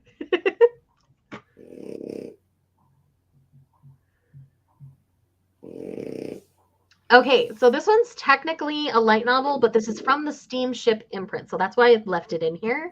So this is Loyal Soldier, Lustful Beast. One day out of the blue, noblewoman Giselle is summoned to serve as the king's prized concubine. Alas, her heart belongs to another man, Wallace, a former slave and the soldier who saved her brother's life. Wallace worships the ground Giselle walks on and attends to her every need as her manservant. Much as Giselle mourns the line drawn between them, her days with Wallace are filled with bliss. Yet the king's word is absolute, so Giselle decides to go up on her paramour, to give up on her paramour, sorry. Then late one night, Wallace steals into her room in the palace. His gaze is desperate and hungry as he watches her. She knows it's a crime to spend the night with him, but can she help herself? So again, steamship imprint, we love. So I'm curious what a light novel's going to do with steamship. So we're already playing with the taboo-ness of... Listen, I'm just... we've said it enough. We already know. We're here. Right? We're gonna buy it. We're gonna read it. We're gonna try it. We'll be the guinea pigs for you on this one because we'll probably both pick it up as soon as it's out and Buddy read it and we'll tell you. Listen, the next one comes out on Jazz Tuesday. is gonna get it too, so we won't be alone. Guinea pigs ahoy! Like gimme. Gimme. And this is another one I'm curious about. Also very excited about this one. And this is Revenge Kaidamakon. Beautiful, charismatic Mitsuki has it all. She's got so much, in fact, that she sends her more timid sister, Tsukiko, on dates disguised as her so Mitsuki doesn't miss out on other things. But one such body swap backfires as Mitsuki gets engaged. Mitsuki asks Tsukiko to stand in for her at the wedding planning meeting, and Tsukiko ends up falling into bed with Mitsuki's groom-to-be. Tired of playing second fiddle to her beautiful sister, Tsukiko decides to take something for herself for a change. In this startling tale of intrigue and romance, revenge is a dish best served steaming hot. This sounds so messy. It does. That I have to read it. Like, I was just like, oh, this is, again, mess. I love mess. I love drama. Let's go. So the question for the guy is, does he know that it's the twin? Like, I don't know. It's gonna be so messy, but so good. Messy. Can't wait. It's gonna fill the something's wrong with us. Something's wrong with us void that perfectly. We get sometimes. Because it's just like that kind of mess. All right. Another steamship title is called I Can't Refuse S. Miku is in a bind. Her father has taken on too much debt, subjecting her family to so much work and stress that now her mother has fallen ill. Miku is willing to do what it takes to help her family, so she offers to become a wealthy benefactor's mistress to raise the cash they need. Unfortunately, that alone isn't enough. The wealthy man has a preference for women who are experienced in bed, and Miku is anything but. That's when the man's butler, Kamishiro, steps in. The gorgeous but sharp-tongued Kamishiro is blunt. He says he's been sent to train Miku in the sexual arts. Under his hot and heavy tutelage, can Miku become experienced enough to inflame the desires of any man, including her teacher? So, also, I know. Sign me up. Right? Be there the day it comes out. On this one. Like, give us all of these. Yes, please. Seriously, the steamship imprint, like, I wasn't so sure about Outright after the first volume, but everything's been solid.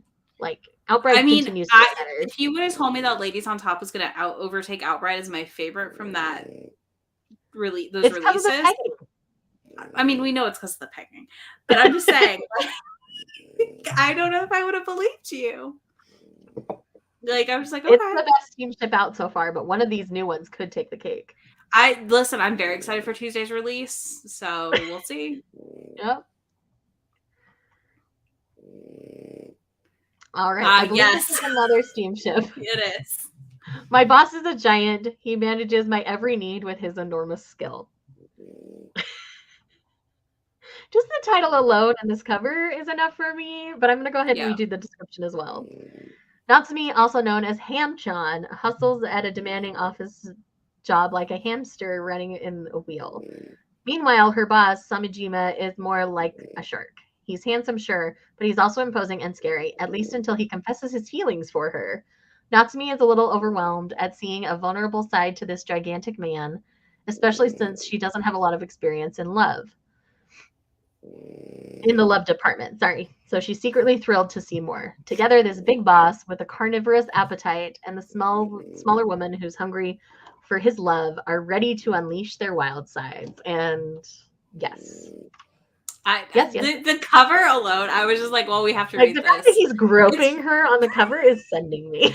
And he's ginormous. Like, he really is. It's and, ridiculous. She's so sweet on top of him. Like, that's kind of like what the Titan sprite does for me, because he's so huge and then his partner's so tiny. Like, Yes, all the steamship ones, I'm usually in. I will read at least the first 3 of pretty much anything steamship at this Right. point. And this one just Nothing's looks been bad. adorable. So Yeah. It's not bad. Like, my experience with steamship has been pretty good so far, so it's an imprint I can trust for now, so they'd have to do something really awful for me to not pick up a title right off. But yeah, anyways, this next one, it's another BL.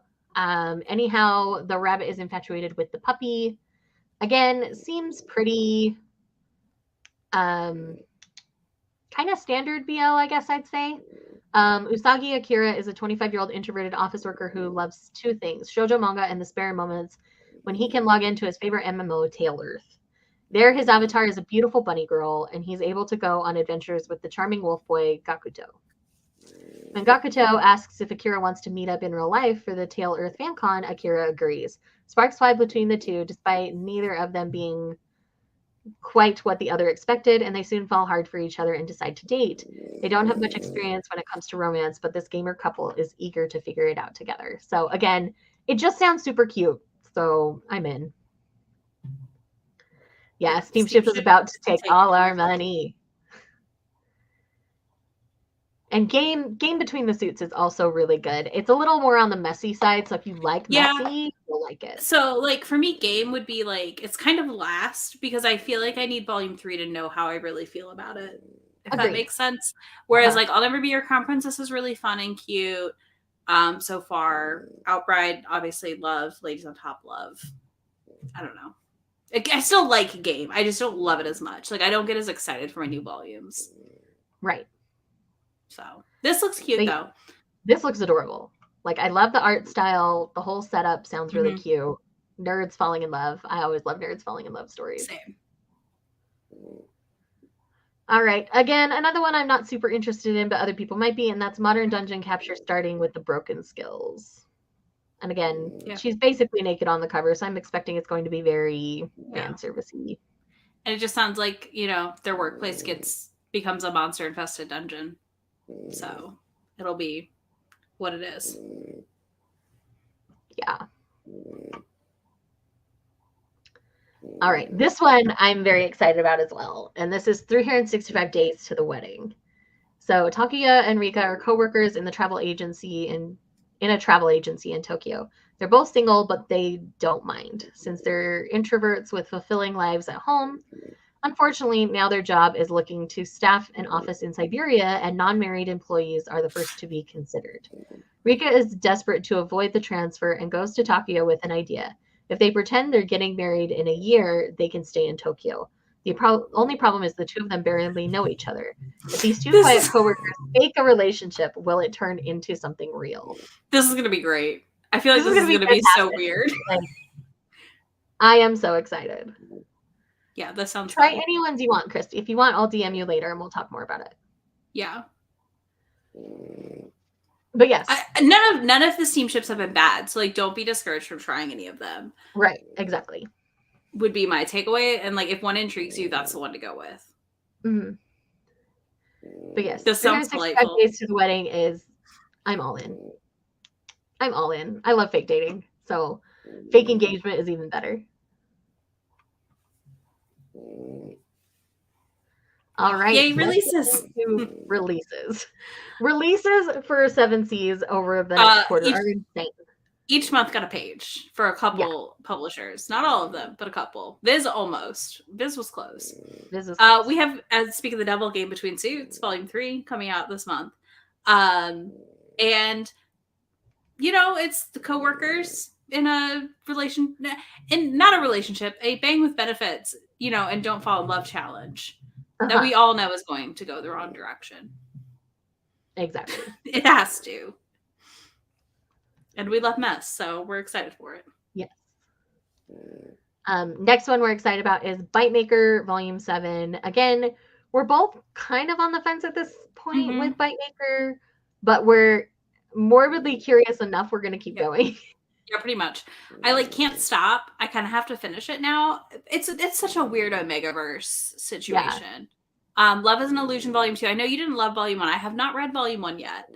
But I am intrigued, and I felt like it was one worth mentioning because I know a lot of people do like this series. Another Omegaverse that often features sexual assault, is a little sexual assault heavy, we'll call it.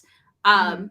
You know, you can take that with what I'm saying here, I'm It felt a sure. little too rapey for my personal Yeah. opinion. So I'm curious about it. It may work for me. I tend to be more open. I feel like when it comes to that scale, like I'm a little further over than you are sometimes, but agreed. then sometimes I'm not. It really varies wildly.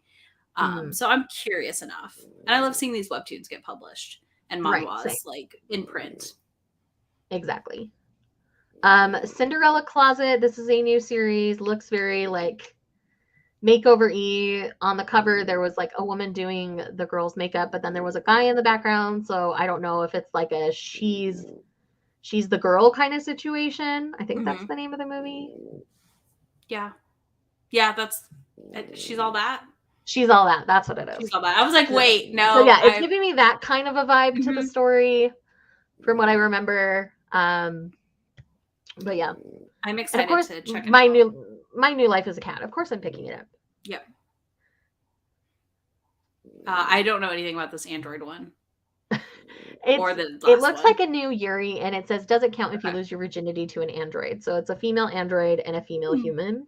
Okay. So I'm morbidly curious. I don't know if it's gonna go well, but I'm curious enough. Yeah. And then my girlfriend's child is an interesting one because it looks like it's two high school kids. The girl ends up pregnant, but I'm Okay. not sure if it's his baby the way he talks Hmm. about it, like just from the title alone and stuff. So I Mhm. don't know, but it looks like he's going to be very supportive of whatever. So again, I'm very curious to see that depiction in a Yeah. manga because I've Mhm. not ever come across that. Moving on to May, we've got a lot. Yay! My fave is Yay, back. Skip and Loafer. May. We've had a drought of Skip and Loafer because we got Uh-huh. caught up to Japan, so we're getting volume 7 finally, and this is definitely one of my favorite shonens right now. Actually, Good to know, seinens, Jazz. not Yeah. shonen, seinen. Um, but if you aren't reading it and you are a shoujo girly like us or a josei girly, you need to be picking this up because it is So good. perfection. Just being categorized differently. Whatever. Who cares? We don't need to get into it. Exactly. Marmalade Boy, again, a classic. We've got volume 2 of the collector's edition coming out. That'll be 2 and I 3. haven't read Or no, volume 1 3 and yet, so I 4. can't give you my personal thoughts on it yet. But I Yeah, know some same. people have been like, this is a problem. So I'm not sure it held up as well as Oh, people hoped over the years. Don't know. interesting. Don't Call It a Um, Mystery, which is a josei mystery story. oh, is it the People one are with the guy with the fro on the cover? Yeah, people are really Oh, excited. that one. I'm Okay, very so that's what they're excited. calling it here. Okay. Yeah, I'm very excited for it. Yes, me too. Curious. I mean, I feel like Shae and I are the people who will if it is a josei, we're buying it. Just so they Mm-hmm. keep making we're like, even if I don't love this, I'm still at least picking up volume 1. So Mm-hmm. it works. Same. Yes, that's a little down the list for us, but we'll talk about that in a sec. Ladies on top 3. Hopefully the pegging pays off in this volume. Yes, hopefully the pegging pays off. The Duke of Death and His Maid, Volume 6. This is just so adorable. I love this series so much. Yeah. It is the weird ecchi that works for me. Same. When you said it works for you, I was like, okay, it'll probably work for me, and that's great. I love Yeah, finding it's these adorable. I love it. things. Crossplay Love, Punk, and Otaku. I love this series I don't because think it's a I've whole seen thing this where two boys have cross-dressed to one. Okay. interact with someone they're attracted to. Mm-hmm. One of them cross-dresses for his job and then gets a crush on the girl that comes in, but it's actually a delinquent guy from his school dressed in girl's clothing and a wig. That's fun. Right. That has a crush on him as a girl, Mm-hmm. and he is a total nerd. They do not get along at school when they see their real personas, but their girly personas are constantly crushing on each other, and it's adorable. Mm-hmm. It's so messy, but the best kind of messy that I love it. Titan's Bride Volume 3. I love the Titan's Bride. I know some people have issues with it, but I love it. So yeah, I'll be reading it next month. It's in my 30 and 30 pile. I'm so excited for you to read it because I think you're going to enjoy it. And the finale, Pager's Book Cafe Story in Another World, the final volume. That cover, if you have not seen that cover and you want to see that cover, go look at everything. It's so good. So good. All right, Young Ladies Don't Play Fighting Games Volume 5. I'm planning on catching up with 3 and 4 today after I'm done on here. Well, not today, but I do also need to catch up on 3 and 4, so. But yes, this is a one about like an all-girls school where they're not supposed to play video games, but these girls like have this little like club where they sneak away and play video games. So if like you're a video gamer, I think you'll enjoy it, but otherwise you'll probably get bogged down by all the terminology. I would say if you aren't like slightly familiar with fighting games, I wouldn't pick this up because otherwise you're going to be reading all of these panels that are just annoying because it has to explain so many of the fight game mechanics. Mm-hmm. So like I feel like if you played a fighting game and you like kind of grasp the concepts, then you can skip those panels and you're good. Yeah. Otherwise, it's too info dumpy. Agreed. Oh, and then my favorite thriller, suspense, romance, psycho manga, Yakuza Fiancé Volume 3. Oh my gosh! Like the way Volume 2 ended. Yakuza Fiancé. Oh, again, it is also feeling that something's wrong with this like mess genre for me, although it is seinen technically. Uh-huh. But it is so good. Psychopaths. Well, he's a psychopath, and she's like just putting him in his place, and it's amazing. Mm-hmm. Amazing. Tale of the Outcast Volume 7. I'm so excited. I actually just read Volume 6 this morning. This is, if you like things like Ancient Magus Bride and you have not tried Tale of the Outcast yet, it's amazing. It's about a girl named Wisteria who makes a contract with a demon, and in the contract she ends up giving up her eyesight to him because he then saves her from like being taken advantage of, and then they kind of go on their own adventure together to survive and find her brother, and it's amazing. So good. And it has a lot more political intrigue to it than you'd think. So again, if you like things like Ancient Magus Bride, I think you'll enjoy this one. I need to get and then we got the Dragon King's Imperial Wrath. This one looks really, really good. I'm not remembering too much about it at the moment. I remember like seeing the cover and like reading the description, and I'm like, yes, I need this in my life. It's valid. But yeah, not remembering why at the moment. And I was not tired and it's Sunday and my brain is not fully turned on. You're fine. I was like, this thing's gonna be 3 hours. You're like, no, it's not. I'm like, yeah, it is. Yeah, it is. It's fine. All right, we are now to June for Seven Seas. I'm Kind of Chubby and I'm Your Hero, Volume 2. Yes. I love this series so much, y'all. It's so good. It is so pure. If you love things like manly appetites in your BLs, like I'm Kind of Chubby and I'm Your Hero is right up your alley. So good. Agreed. It's a chubby actor, and a slightly like not skinny baker, like a thick baker. I wouldn't call him chubby. I'd call him thick. Yeah, he's not chubby like the hero, but yeah. But he's not like a skinny rail either. No. And then, of course, Outbride Volume 4. Of course, we're going to be so excited about that. Period. End of story. Yeah. Then we've got Case Files of Jeweler Richard Volume 5. I love this series so much. I am current on it, so I'm very excited for Volume 5. If you like things like mystery or Sherlock-esque, you'd really like something like Case Files of Jeweler Richard. Plus, I swear one of our heroes, the dark-haired hero, he gives chaotic bi energy so hard. Because like he can't decide how he feels about Richard, but he also has this girl he's interested in. So he's just chaotic, and I love him. Then we've got Tiger Volume 1. This is a webtoon that's getting published, I believe. And it's primarily featuring characters of color. So that's why I wanted to make sure it was on our list, because I'm very excited to have something that's so dark-skinned featured by a Japanese company. So again, very, very excited about that. This light novel that I'm dying to pick up, but read what you want. Raven of the Inner Palace. I can't buy it yet. I was naughty and I've already purchased it. I just haven't read it yet. So I'll wait for you to have it and then we'll read it together. I want it so bad. I don't know I just know it's about somebody in palaces, and it's just the art. The cover is what got me on this one. I was like, I have to read this. So that's where we're at. For sure. Then we've got X-Gender Volume 2. I really enjoyed Volume 1 when it came out last year, so I'm really excited to pick this one up as well. Then we've got The Summer You Were There, another Yuri that has kind of a more somber tone. I don't know that it's going to end well for a couple, but especially from the title and other things that are said within the manga, I don't know how it's going to end. but I am very interested and very intrigued along the way at the very least. Yeah. Inuyasha's not trying to, he's trying to fall over. Anyway. Oh, I was like, what are you I have talking my about? little Inuyasha Funko Pop like right here and he No, keeps trying to fall. You're fine. I was like, what are you talking about, Shae? There's no Inuyasha on the list. I don't know Inuyasha anything right about here. Who Made Me My a little Princess Volume Inuyasha. 1, but I do love this title. Which one? Who Made Me a Princess? Yeah, the title. I love Oh, this. yeah. I believe it's a like reincarnation style thing, so it might not be your thing, but I'm not 100% sure. Well, but I mean, yes, Masterful just Pad is depressed again today, volume 6. I love the series, so I had to put it on here.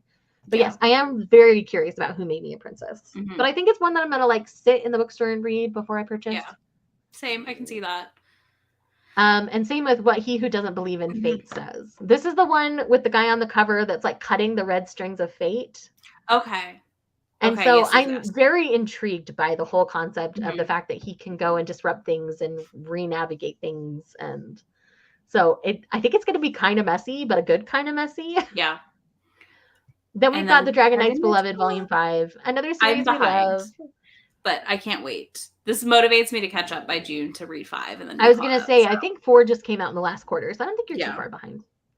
And then we've got Obnoxious Hero Con Complete. So this is a webtoon that's getting published. This was on Tapas, and I have read it.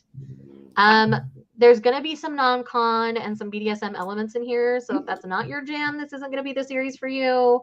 But I know I love it already. I think Izzy's really going to enjoy it. I will be there. Little bells on. And then the last one on here that you can't quite see is 7th Time Loop Volume 3. So I really love the 7th Time Loop manga series. It's basically kind of like she keeps getting reincarnated, but on this 7th try, it's actually working well. And that's the one that we're following. So I'm very excited to see where that one ends up. All right. Next on the list is Yen Press. We don't have as many from Yen Press, so this should go a little bit quicker than 7 Seas. We're almost done, I promise.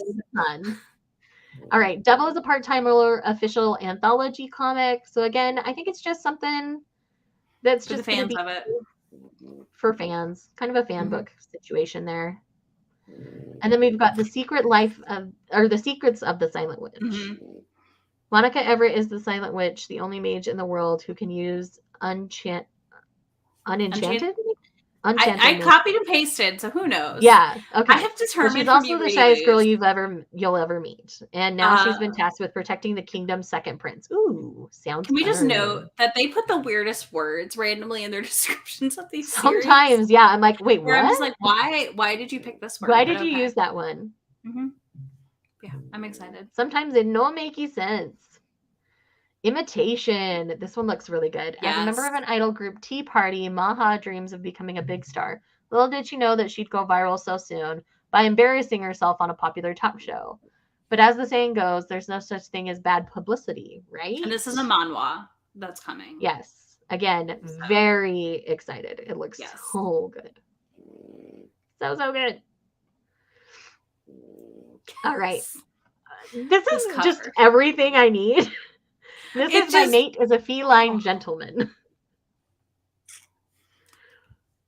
This cover, though. The cover, every time I see this cover, I'm just like, oh, okay. He looks kind of uncomfortable with our feline gentleman, so that's why I'm a little worried. Oh, yeah. It's either going to give you, like, full Titan's Bride energy, or it's going to be, like, too much. Yeah.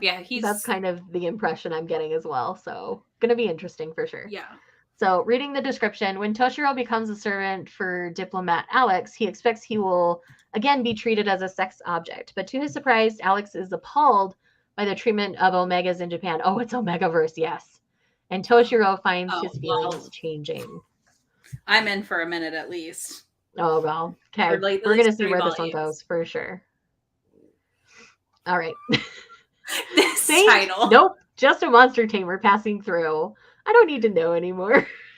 Yeah, it's just because when I pulled this one, I was like, okay. And yeah, she just kind of goes through town and people swear that she's the second coming of a saint. And I was like, this is the mashup okay.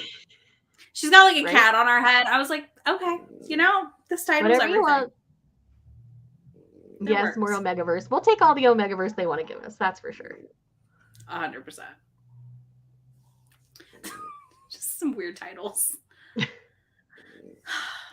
Is it supposed to be the reformation of the I world think as so. overseen by the I think I realist missed Demon the King? T when I copied that in somehow.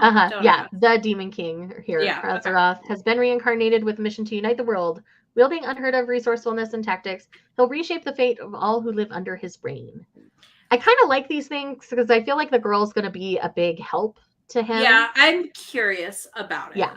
It's either going to work for me or I'm just going to hate it. Like, I'm not sure. It's going to be one or the other for sure. All right. Rosegun's Days, Sorrowful Cross Knife. Wayne struggles to find the answer to a series of murders in District 23. Is Jack the culprit or a victim?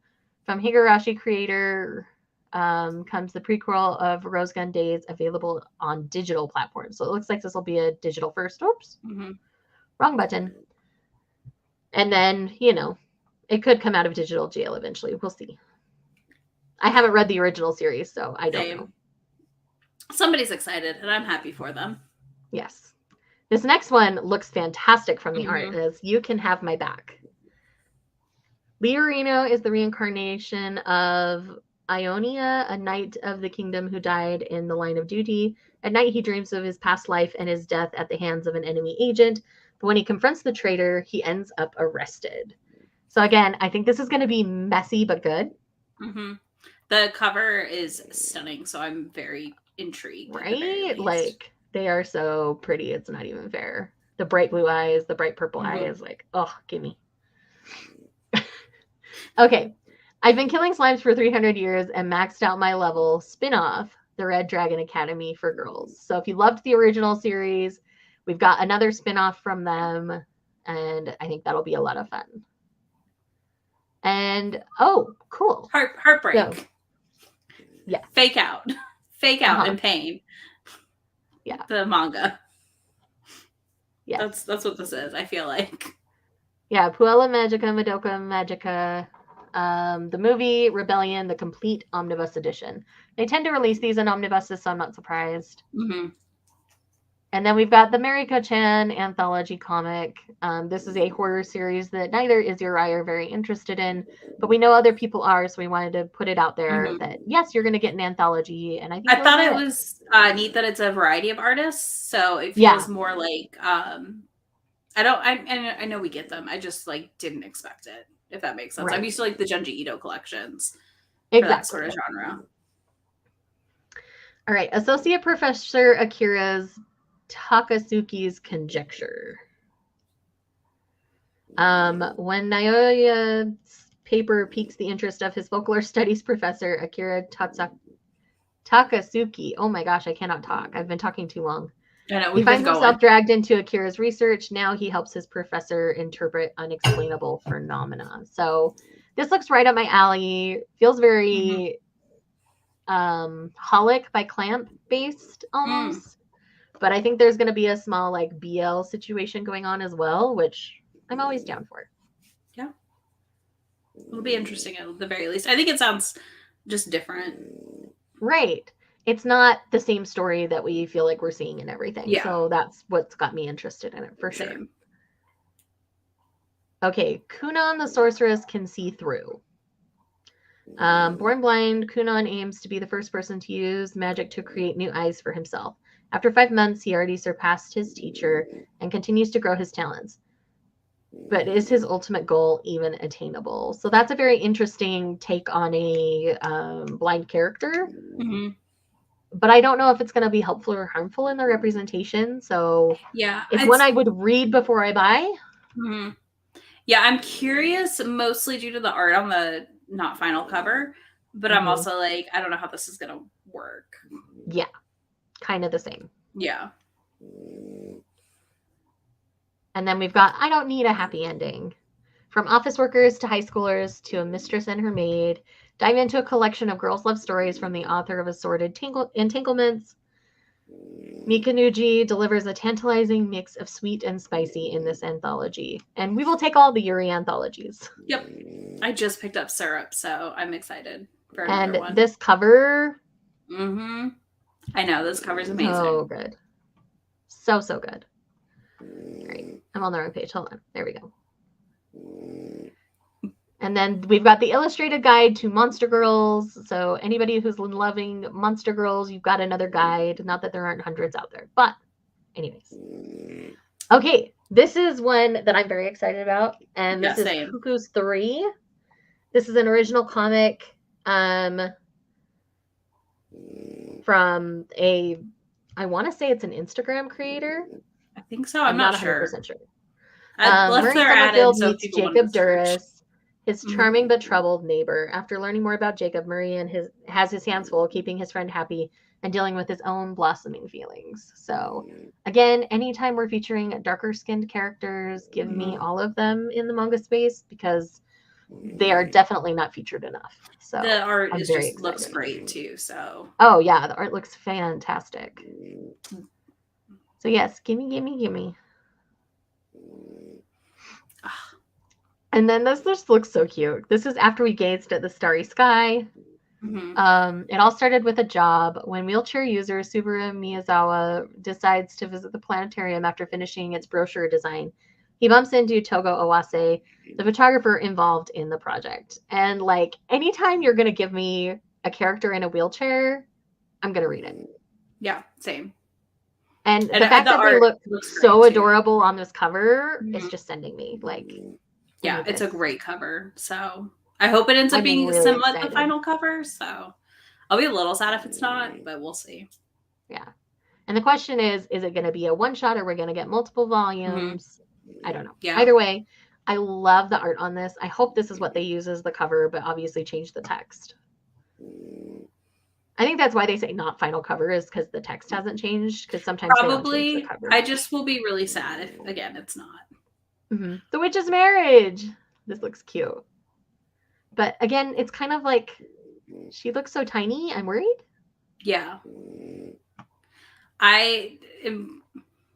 Oh, that's great. I'm so glad you're excited for that BL. Opening the door of truth is the ultimate goal for many witches, with one popular method being a witch's marriage, a contractual bond. Melissa is one such wish, but her heart truly immune to the adorable Tanya, as she claims. So it's Yuri, which I like. Yeah, I just need to know the age. Yeah, but she looks so young, so that's my only concern at this point. Same. So if she's actually older and just short, then fine, I can deal. Yeah. But yeah, I will be curious to see. Same. I think we're definitely in the same boat on that one, but because it's Yuri, we're definitely interested. And witches, like I'm a sucker. Yes. And then we've got Toge Oni, Primal Gods in Ancient Times. In the ancient kingdom of Yamato, between the eras of gods and men, there was a time when the two coexisted. Mio is chosen to serve as a human sacrifice to her village god, but she's not ready to die. Okay, so this is giving me all sorts of vibes here. Yeah. This could be really good or really not good. Yeah. So again, it's another one that I would read before I buy. Yeah. And again, because she's so young, it's another read before I buy for that. Yeah, I just don't always love reading stuff with kids necessarily. Yeah. So. Same. All right. I don't know which is love. Mei Saraki tries to confess her love to the best friend she has harbored a secret crush for, only to have her hopes crushed. But a little heartbreak is fine because she'll absolutely definitely get a girlfriend in college. So again, we've got a college age heroine. We've got a Yuri. We're excited. Yeah, the cover's fun. The cover is absolutely adorable. So I'm really excited about the art style on this one. And the fact that all the girls like are on her fingernails, like I am so curious. It looks so fun. So fun. All right, Game of Familia Family Senkai. Again, not necessarily our normal thing, but it might work. After his father's remarriage, high school student Sase Hatsushima moves in with his 3 new stepsisters. That's all well and good until the whole family is summoned to another world. So again, it could be messy and fun, or it could just be meh. Exactly. So we don't know where it'll land, but there are possibilities. All right, let's get into releases. We are so excited about these releases. So many. One of my favorite Yuris, Catch These Hands, Volume 4 is coming, and I cannot wait. And then one that we both just caught up on. Did you catch up on it last night? I haven't yet. It's in my stack Okay. for today. Well, I just caught up on Cheeky Brat Volume 5, so we have Volume 6 coming this month, which is perfect. It's such a fun sports manga where she's older also, which is really fun. I feel like we don't get a lot of older heroine love interests. It's usually the reverse. Like Maid-sama meets Waiting for Spring for me. And so it's a really fun dynamic. I really like it. I could see that. That makes sense from what I've heard about both those series, so that tracks. Doomsday with My Dog is just a really cute manga that features a dog instead of a cat. So I really like to make sure people know about it. I'm very excited. I have not read Volume 1 yet, but I have a Volume 1 project planned for April. So you guys will hear my thoughts soon on that one. And then Kowloon Generic Romance is one of my all-time favorite ongoing series right now. So of course I'm going to be excited for Volume 3 because one, the cover for Volume 3 is absolutely adorable. And can't wait to read secondly, it next month. With where Volume 2 left off, I need Volume 3 like yesterday. So then we've got Love and Heart Volume 7. I'm a little behind on this one. I need to catch up. Too. But if you like dark, twisted romances, this is definitely going to be a series for you. My Gently Raised Beast is another manhwa series that's being released right now, and I'm really enjoying it. I really enjoyed the first volume, so I'm really excited to see where Volume 2 goes from here. So yeah, it's going to be interesting. And then we've got Run on Your New Legs, Volume 4. I believe that's the final volume. Let me double check that. Oh. I thought I was about to sneeze. I was like, oh no. Oh, I hate that. Yeah, I don't know on that one. I'm excited. No, it's complete at 5 volumes, so it's the penultimate volume. There you go. I knew it was something like that, but I'm still very excited. It's such a good series. It's about our hero lost his leg in an accident. And so it's about him like relearning how to enjoy life and enjoy sports because he was at his school on a sports scholarship through a specific sports prosthesis and stuff. So it's a really cool series. Sunbeams in the Sky is a new shoujo that's coming out that I'm really super excited about. It looks super adorable. Tales of the Kingdom Volume 3. I know this one's not really worked well for everybody, but I have been enjoying the series. I do plan on picking up the 3rd volume of that one. And then Tsubaki chose Lonely Planet Volume 3. I just read Volume 2, really enjoyed it, so I'm excited to dive into 3. And then we've got What's Wrong with Secretary Kim Volume 1. This is a very popular, they've done a K-drama on What's Wrong with Secretary Kim. And so now we're getting the story. And so I'm very, very excited because I have not watched What's Wrong with Secretary Kim yet. So this will be all fresh for me. So I'm very excited. And then last one for April is Why Ray Liana Ended Up at the Duke's Mansion Volume 3. I really love this series. Loved volumes 1 and 2. Very excited to have another volume to dive into. That is the wrong thing. That's the one I want. Let's go on to May, where we are going to lose all our money. Yes. May's a dangerous month somehow. So for quickly. Like all of the publishers, we're going to lose our money. I'm spacing it out, y'all. The haul we're gonna come like August is going to be wild, but I'm going to have to space it out. Yeah. Business Proposal Volume 1, is that a manhwa, if I remember correctly, that's coming out? That looks really fun. From Izzy Press or whatever it is. Yeah. I never know how to pronounce that one. I think it's Izzy. Like, I think you're right. It's not Izzy Press, because I was like, why are you taking my name? How dare you? Very rude. I think it's Izzy. But,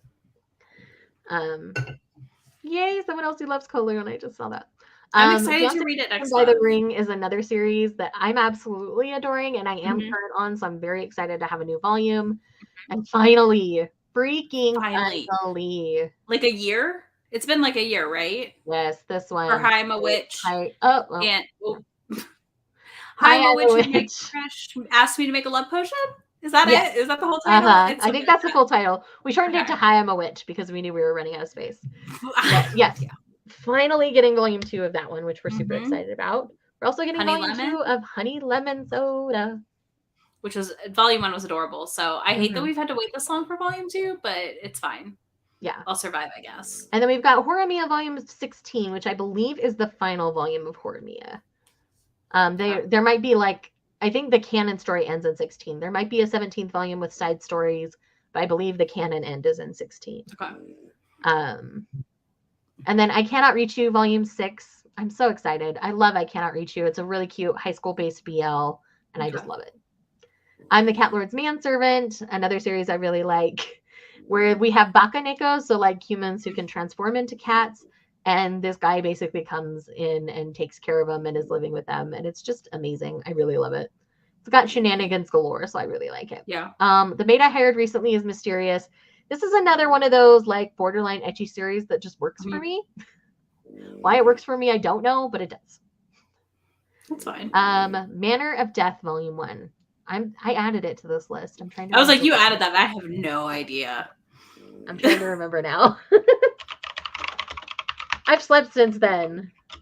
Y'all, putting this together, our brains just lost things. Our brains fried. Oh, yeah. When the skilled coroner, Dr. Bunakit, is called to examine the body of his childhood friend after her quote-unquote suicide, he soon determines that she was actually murdered. That night, a mysterious stranger... Sorry, it jumped on me. Threatens him, telling him to rule her death as suicide, and after he confides in his prosecutor friend about this incident, his friend suddenly goes missing. But all hope is not lost, as a young lecturer named Tan offers to help him get to the bottom of all this, which would be more reassuring if Tan weren't the prime suspect. But yeah, sounds really good. Yeah. Definitely going to be a darker, messy BL. Mm-hmm. My Dear Curse Casting Vampiress. This is about someone who's trying to strike a deal with her to help protect humanity because they're losing the war against vampires. So it sounds interesting at the very least. And the cover is really like cute because this guy, he's really handsome. He's like carrying this little vampiress on his shoulder. Yeah. I really like the cover. I know you can't really see it, but it is a good cover. So I'm very curious about this one as well. Yes. And then My Precious Beans, The Otherworld books depend on the Bean Counter Volume 3. I'm so excited for Volume 3. I feel like this has also been an eternity of waiting. Yes, we waited so long. I'm so excited to have a third volume.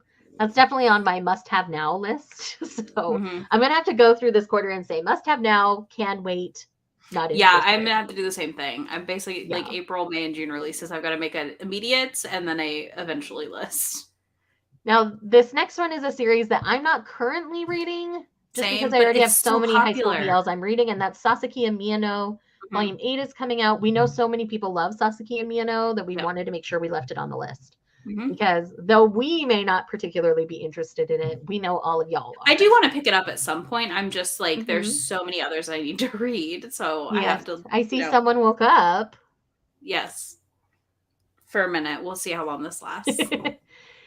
The next one we are also both excited about, and that is Villains Are Destined to Die, Volume 3. I do plan on picking up Volume 2 very shortly, so I'm very excited to keep going in this series. And I believe you can read all of that one digitally. You don't have to wait for the volumes to come out. I just haven't had the time. I think they're all on Webtoon or wherever they live, whichever one of the apps they live on. Okay, I'm sorry. We woke you. Sorry, Your Majesty. Oh, diva. Then the White Cat's Revenge as plotted from the Lord's lab? Dragon King's lab. Dragon King's lab. So I was like, it's something. Volume 4 is purposely been waiting to read Volume 3 until we had a release date for Volume 4, so I will definitely be picking up Volume 3 during 30 and 30 now. Only Volume 1 through 3 of that has been available for ages. Yeah. Like, it's been a long time. And I think 4 is the final one. Okay, because I've looked at them a lot at the bookstore and never picked them up until you visited. Because I was like, well, I'll wait because it feels like there's more in the series. It just hasn't come out yet. So yeah. And then we've got a new one I'm excited about, and that is Me and My Beast Boss Volume 1. Basically, like, she ends up becoming the private secretary of the CEO, who happens to be a beast. And it looks like it's a romance. And it looks like she's got a crush on him. And it's my trope, y'all. It's my trope. Same. I'm very excited to try and pick this one up, hopefully. All right. Moving on to June. All right. The Abandoned Empress, Volume 5. Very excited. Yeah, same. Then we've got Bloody Sweet, which is the new shoujo where he's like in a collar and he's a vampire. And Like, that's what the cover is. I don't remember the full description, but I remember being like, yes, I need this in my life. Mm-hmm. Daughter of the Emperor, Volume 4. It's another manhwa that I'm currently enjoying. I still need to catch up a little bit, but I'm still enjoying it enough that I'm very excited. We're finally getting Monster and the Beast Volume 4, which is a BL and featuring like this big monstrous I want to read that one. I've almost picked it up a few and times. then a man who considers himself a monster. So it's very, very interesting. And then I had to sneak this one in here. This is the My Happy Marriage light novel Volume 4. I love this series so freaking much. But yeah, I just had to because I'm so excited for it. Yeah, I'm excited to read those. Oh, I know. When you start to read them and you start to get as far ahead as I am, you're going to be like, Shae, the manga needs to come out faster. Yeah, I know. I'm going to read them first, and then I'll start picking up the manga. So we'll see how that goes for me. Yeah. And then we've got Phantom Tales of the Night, Volume 11, another series that I quite enjoy. It walks that line of almost being too dark for me, but it's quite good. I still really enjoy it. A Reincarnated Witch Spells Doom, Volume 1. I don't remember too much about this one. I'm trying to pull it up. Did you put this one on the list, or did I? You did, but I'm pulling it up right now for us. It doesn't have a cover yet. That's weird. Her 18th birthday, shut-in Sina Shira gathers her resolve and steps out into the world for the first time in a long time, only to be hit by a truck. Reborn as a witch in another world, she's only able to master 2 spells, explosion and destruction. Oh, yeah, that's why. With her nearby villagers fearful of her powers, she resigns herself to an isolated life once more. That is until a mysterious boy collapses at her doorstep. So this sounds fun. This is my kind of like reincarnated isekai situation. It's the witchy part of it. You like the witchy part of it, which is all good. Okay, Remarried Empress Volume 3. 1, I love the cover of Volume 3. 2, I still need to read Volume 2. Loved Volume 1, obsessed with Volume 1. So very excited to get any more of that. So Scribbles Volume 1 is the new series we're getting from Kaoru Mori, who does A Bride's Story and does Emma. So I am very excited we're getting a new Kaoru Mori series. I love her art so much. So anything that we can get from her, I will gobble up. So yes, that is on my must-have now list. And then the last one is Words Bubble in Like Soda Pop, I believe it's called. Up Like Soda Bubble Pop. Up Like Soda Pop. And now I know there was a movie made with this title, so I believe it's like a manga of the same story.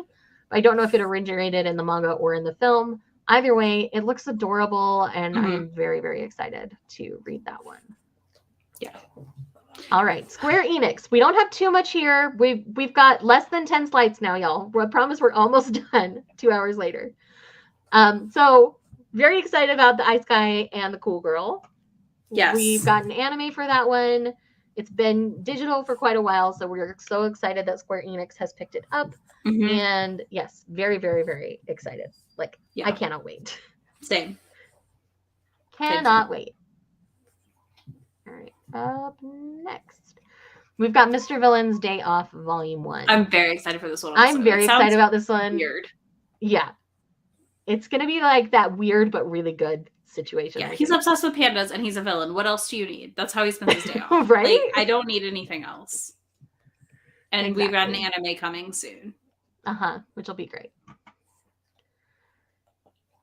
And then, of course, we're getting the Apothecary Diaries anime. So we had to talk about it. The trailers have officially dropped in this last quarter. We believe it's actually coming in the next quarter. I think it starts in July. It might be July or it's August. It's sometime like it's either summer or fall. I'm not sure which, but I don't care. I will be there. I'll be watching it. Oh, yes. They are publishing Ice Guy and Cool Girl. And I'm surprised it took them so long to pick it up, but we'll take Square Enix picking up all the things that the rest of the publishers don't want to give us. Yes, I know. Somebody else is trying to make noise. Come here.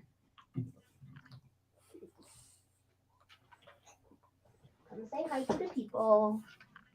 But yeah, if you haven't watched the teaser trailer for this, you really if you haven't seen the trailer for Apothecary Diaries yet, definitely look that up. It's so good.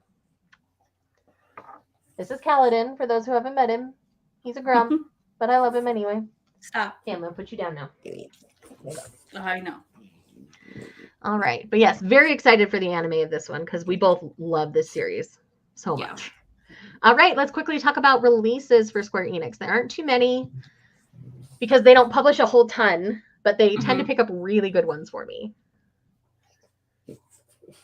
Yeah, my wallet will be crying this year too.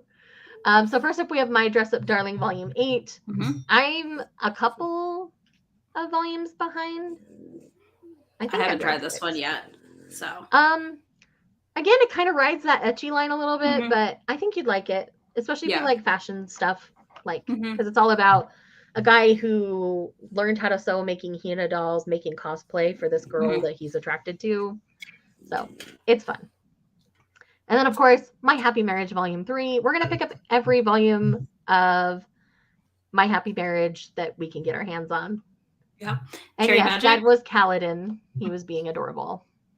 Cherry Magic Volume 7, which I'm excited about. I am getting caught up on that series during 30 and 30 because they're so short and easy that it's like, I feel like it's one of the perfect like 30 and 30 catch-up books or get ahead books because I've got some stuff happening in April that I need to like be ahead of as far as my reading goes. Like I got to be a couple volumes ahead. So I was like, oh, I will devour the next like stack of those that I have in probably 2 hours because they're so quick. I love Cherry Magic so much.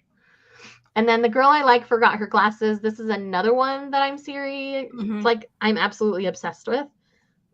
Because sometimes this girl will purposely forget her glasses so she can get up and close with this guy. Like they're so adorable. I love them so much. I read a couple pages of volume 1 and didn't finish it, and I'm very excited to like go back to it. Yes. So. And then we've got Beauty and the Feast Volume 8. Now that I know this is a series that doesn't work for everyone, it's an age gap, but it works for me. So I'm going to keep reading it. It ends at volume 10. So I'm just going to finish it out. I'll give you a full review at the end so you can make your decisions at that point. Yeah. But June is also going to take my money because I'm getting both of these because we've got A Man and His Cat Volume 8, which every time those release, I immediately buy them and consume them and enjoy them. Yes. And then we've also got Apothecary Diaries Volume 8. I am current on the series right now, so I cannot wait. I'm just saying, if you're doing 30 and 30 and you haven't read Apothecary Diaries, maybe you should read the first 7 for your 7 out of 30. Agree. You know, it's fantastic. Completely agree. Okay. Next up, we have Tokyo Pop. We don't really have any announcements from them, but we do have releases. So I wanted to still put these in here. I don't know a ton about these, but I've been recognizing the covers. So my coworker has A Secret Volume 1. This is another one in their like Love imprint that they've got that definitely looks like it's going to be a lot of fun, a little bit messy. So I'm excited about that. Snow Fury looks like a fantasy one-shot, which I'm excited for. Platinum Bud looks like Vampire BL, which again, of course, I'm going to be interested in a Vampire BL because I'm not getting any The Vampire and His Pleasant Companions for quite a while because it's been on hiatus for a while. So yeah, I'll take all the other ones I can get. I'm like you. I love a vampire. I will pick up a vampire. Like yeah. So. Yeah, sorry I had missed the question. No, you're fine. I just quickly searched it for us. So yes, it's kind of ongoing in Japan for A Man and His Cat. And then we've got We Can't Do Just Plain Love Volume 1, which again, I think is going to be a little bit messy, but really good. A Complicated Omega's Second Love. So the idea of an Omega's Second Love at all makes me curious. So again, it looks like a one-shot. I'll probably sit and read it at the bookstore to decide if I want to purchase it, but I can give you my thoughts on it at the very least. Confessions of a Shae Baker Volume 2. I do have Volume 1 in my possession, which I plan on reading for that Volume 1 project I've got going in April. But yes, going to be very, very excited to share my thoughts with that because everything I've heard is amazing. You're back again, huh? I'm almost done. Go cuddle your dad. And then we've got My Dear Agent, which is like a spy agent kind of situation going on there. So very excited about that. So Scarlet Soul Volume 3. I've read the first 2 and they're a fantasy shoujo romance style story. I really love the first 2 volumes. I'm going to have to reread them before I read Volume 3 because they've been out forever and we haven't gotten Volume 3. It kept getting pushed back. So I'm very excited to get another volume of that one. Then we've got Why I Adopted My Husband. This looks like a one-shot kind of talking about how before people could be legally married to the same gender in Japan, a lot of them would adopt their partners. And so Interesting. I think that's going to be a really interesting discussion, which is why I wanted to put that on my list. And then at 30, I realized I had no gender. So anything that's going to be talking about gender identity or gender queerness, it's always going to be on my radar, whether I pick it up or not, just because I want to be aware that it's coming out so that I can do everything I can to support it. So yeah, that's it those two for I'm definitely interested Tokyo in. Pop. We do have a couple of things from Sublime that I wanted to quickly mention because I know I've got a lot of BL fans here and I have a few. We had one from each month, so it's not a lot, but Sublime doesn't release a lot either. Yeah. That way they focus on quality of stories, quality of translations, and quality of creation. So I like what they do for that reason. So we've got Black or White Volume 6. I love Black or White.